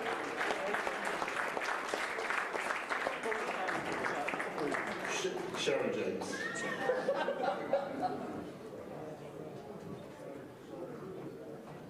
And now for the men's. First of all, a big round of applause. A wonderful final, once again from these two great players, for Phil Harrison and Mick Hill.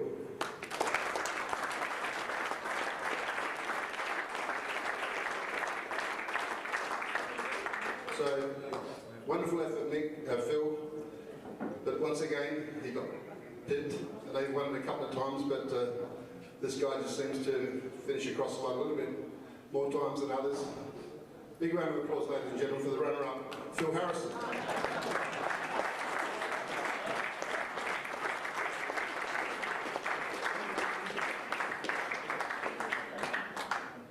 And now, this gentleman has won this trophy more than any other player on the planet. He'd already won it 4 times, more than anyone, and now it's number 5. Ladies and gentlemen, World Champion 2018, Mick Hill!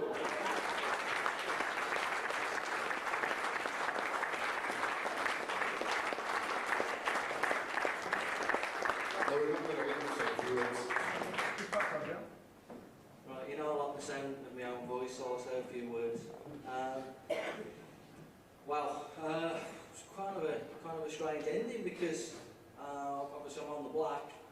I'm looking over there and I'm seeing the ladies finally decide as well. I'm sort of thinking, just pop the black and just sit down out of the way, you know what I mean, and kind of let that finish. So it feels like when I was clearing up, it was almost a bit like kind of, yeah, I had half an eye on that as well. It was a bit strange, but yeah, back to our match. I think think, in all honesty, Phil will probably look and think the first session I got out of it 5 each. You know, I did make some good clearances, but I think somebody at Phil's level probably thinks I'm supposed to be 7-3.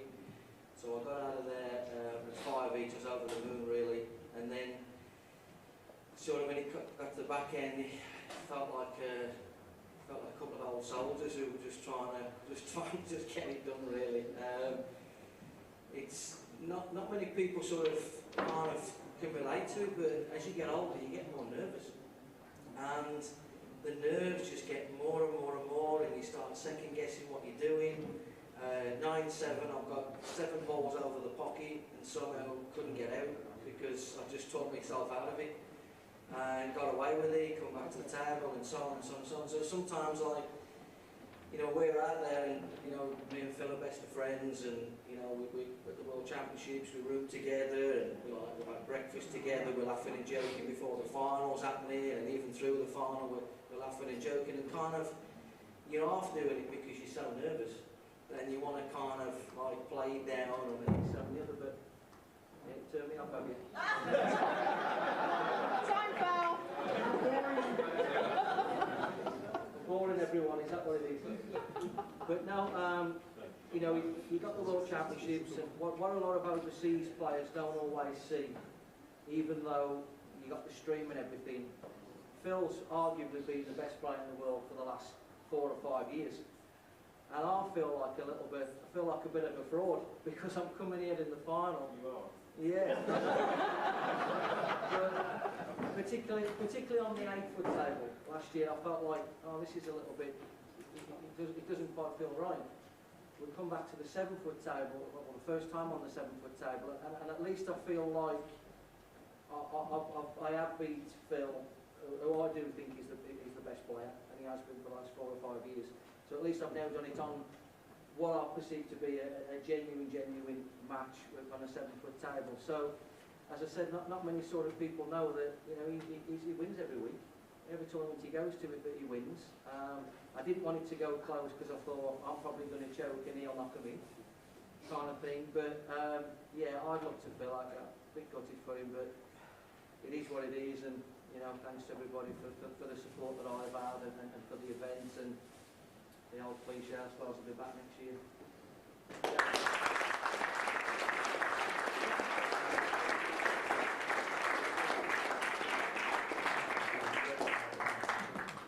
Congratulations once again, Nick Hill.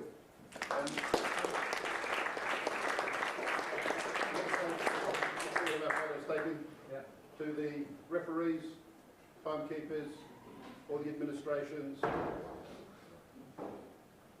the English Ball Association. It's been a wonderful championships once again. And again, to the 2 champions today, Barbara Taylor and Nick Hill, a massive round of applause.